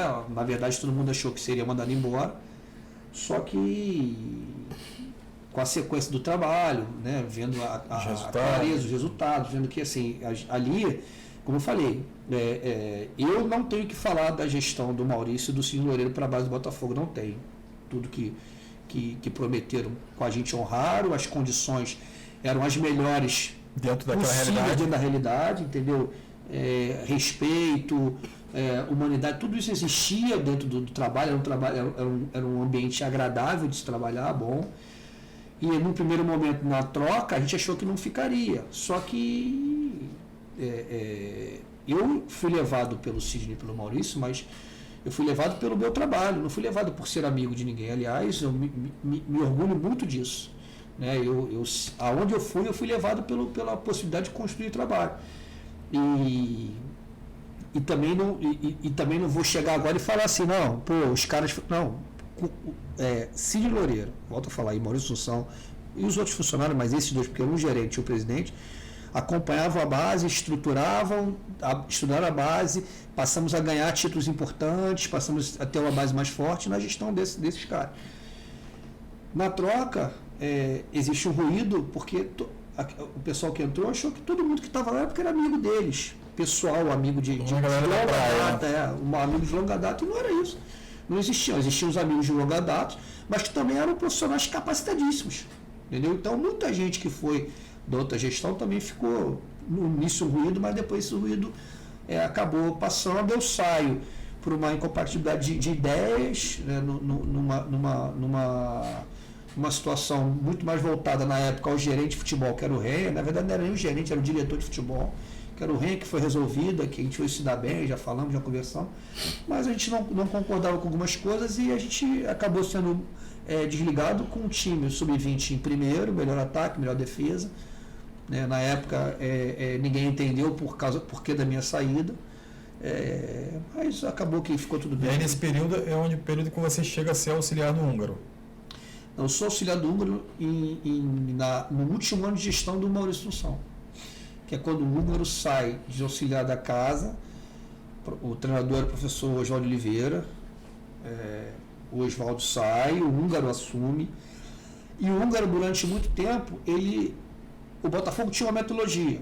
O Húngaro durante muito tempo foi treinador do sub-20 e auxiliar do profissional, ele acumulava essas funções, que era uma espécie de transição. Ele era o responsável por fazer as transições do jogador sub-20 para o profissional. Era o treinador. Hoje existe um cargo para isso, né? Sim. Hoje os clubes têm um gerente de transições. No Botafogo, teoricamente, o treinador do sub-20 era. Então, quando o Húngaro sai para ser treinador profissional, eu vou ao sub-20, eles mantêm isso, e aí passa a ser eu essa transição. Só que a minha responsabilidade era maior no profissional do que no 20. Só que as coisas não andam bem, o Botafogo não classifica a Libertadores, o Húngaro volta a ser o auxiliar. Se não me engano, é eliminado da Copa do Brasil? Não foi eliminado da Copa do Brasil ainda não tinha disputado, mas o Campeonato Carioca, por conta da Libertadores, foi um campeonato meio ruim também. E aí eu volto a ficar só no sub-20. Eles acabam com essa transição, esse cargo, e eu volto a ficar só no sub-20. Em 2014 a gente é campeão carioca, a gente é vice-campeão da OPG.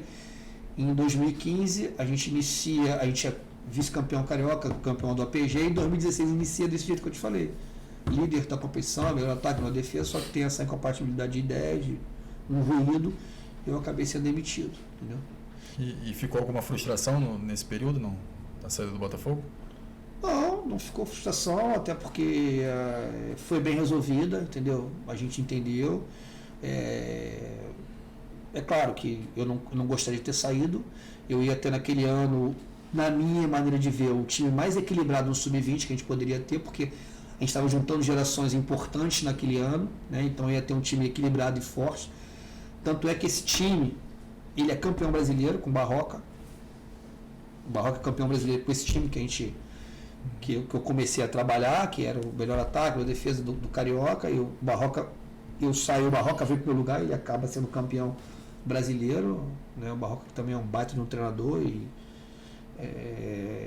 deu sequência ao trabalho, e o Clemente botou as ideias dele e acabou batendo o campeão brasileiro, que era um título que o Botafogo não tinha, né? E para o Botafogo é uma coisa grandiosa, né? Sim. Então, eu não gostaria de ter saído por tudo isso, né? Mas acabei saindo e assim, minha carreira andou muito para frente, lanchou, não ficou nenhum tipo de frustração. Nem na possibilidade de repente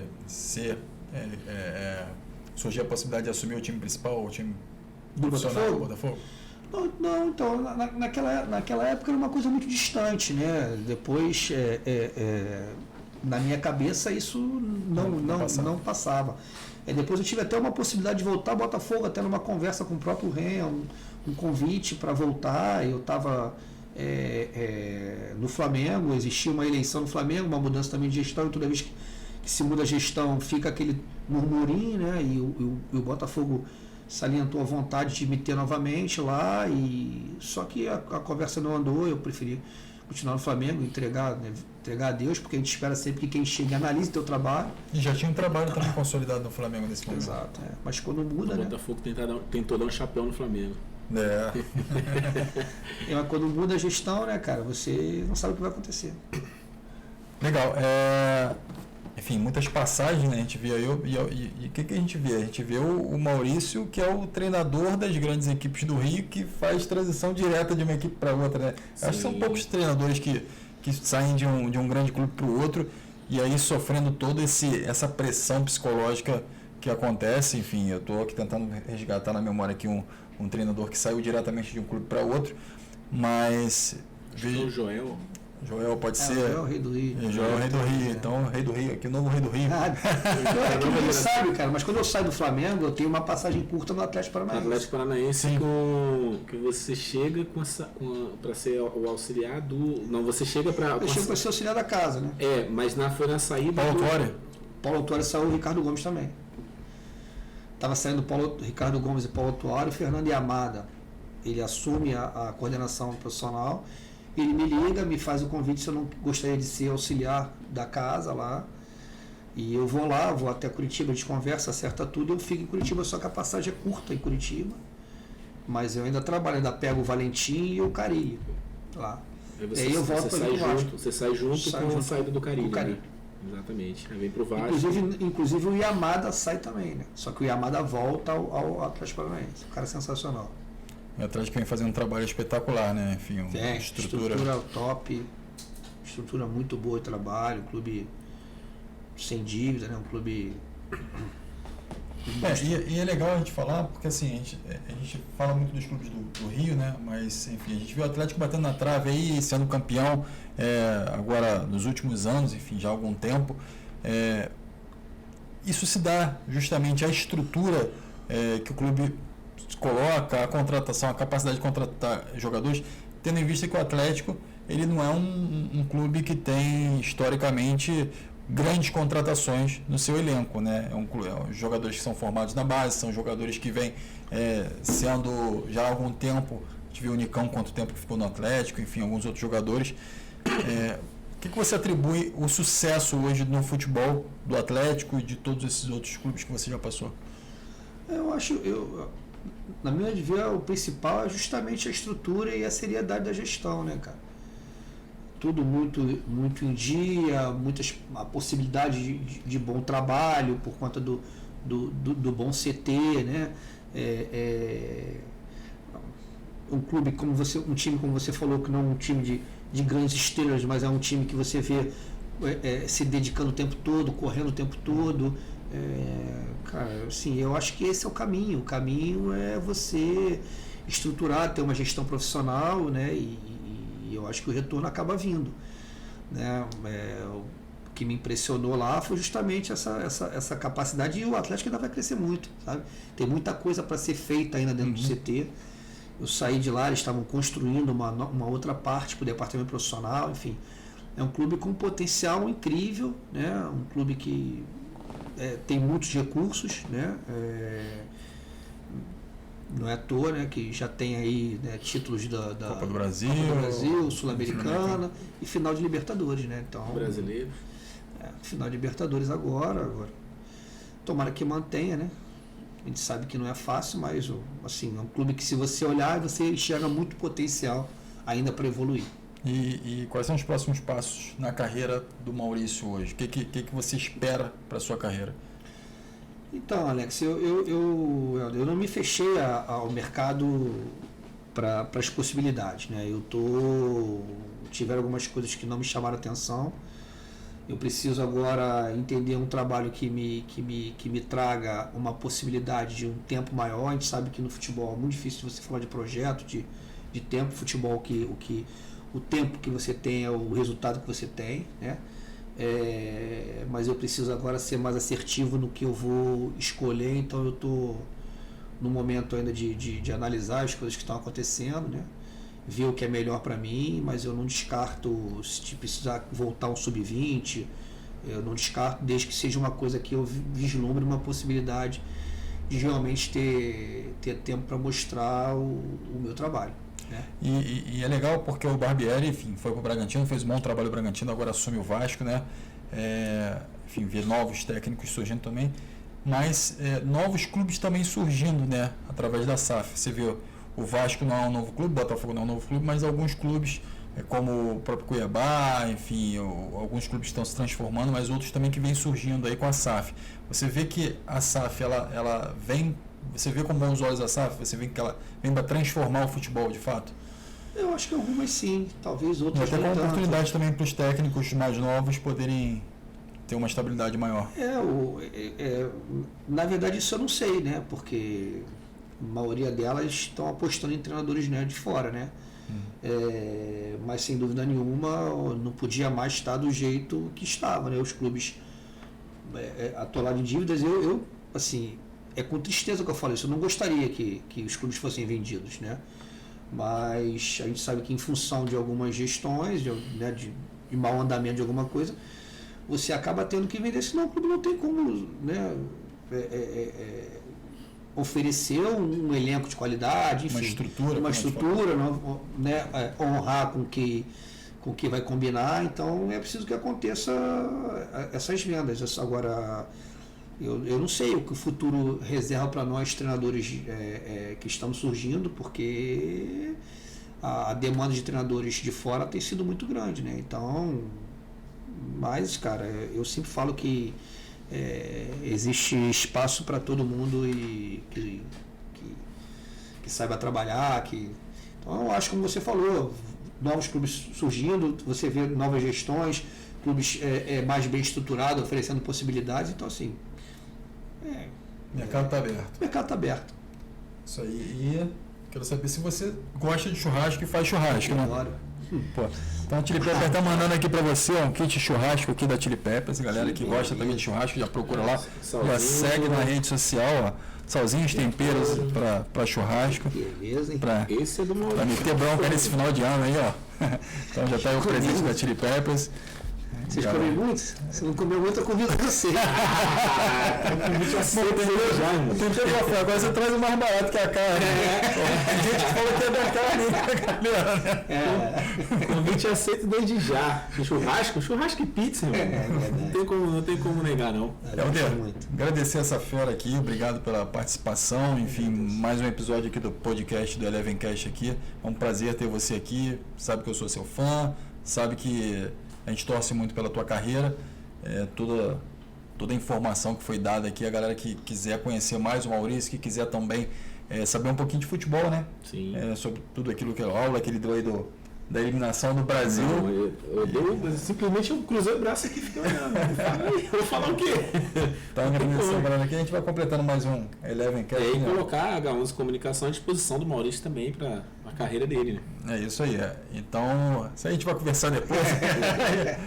Tá? Então, galera, obrigado mais uma vez aí. Mais um episódio aqui no Eleven Cast. Então, não esquece, galera, de curtir e compartilhar os vídeos. Pega o link, espalhe para geral aí para seus grupos de família, o grupo da rapaziada da pelada aí, o pessoal do churrasco, com Chili Peppers, claro, igual o Maurício vai fazer. E você seguindo, compartilhando, se inscrevendo no YouTube, que é muito importante. Tem até a campanha também no Facebook, né? Galera do Facebook que for lá no YouTube. Leva um kit desse aí. Leva um kit desse que o Maurício recebeu. É só você marcar lá a hashtag lá, eu amo churrasco, e a gente vai estar fazendo essa ação aí, presenteando você com os kits da Chili Peppers. Então, brigadão pela moral mais uma vez. Próxima terça-feira tem mais, né? É isso aí. A galera também que não assistiu os outros vídeos, também convidada lá. Tem muito conteúdo legal, não é só futebol não, galera. Bacana. Isso aí. Tá? Então vamos lá. Obrigado. Valeu, grande abraço. Um abraço. Valeu.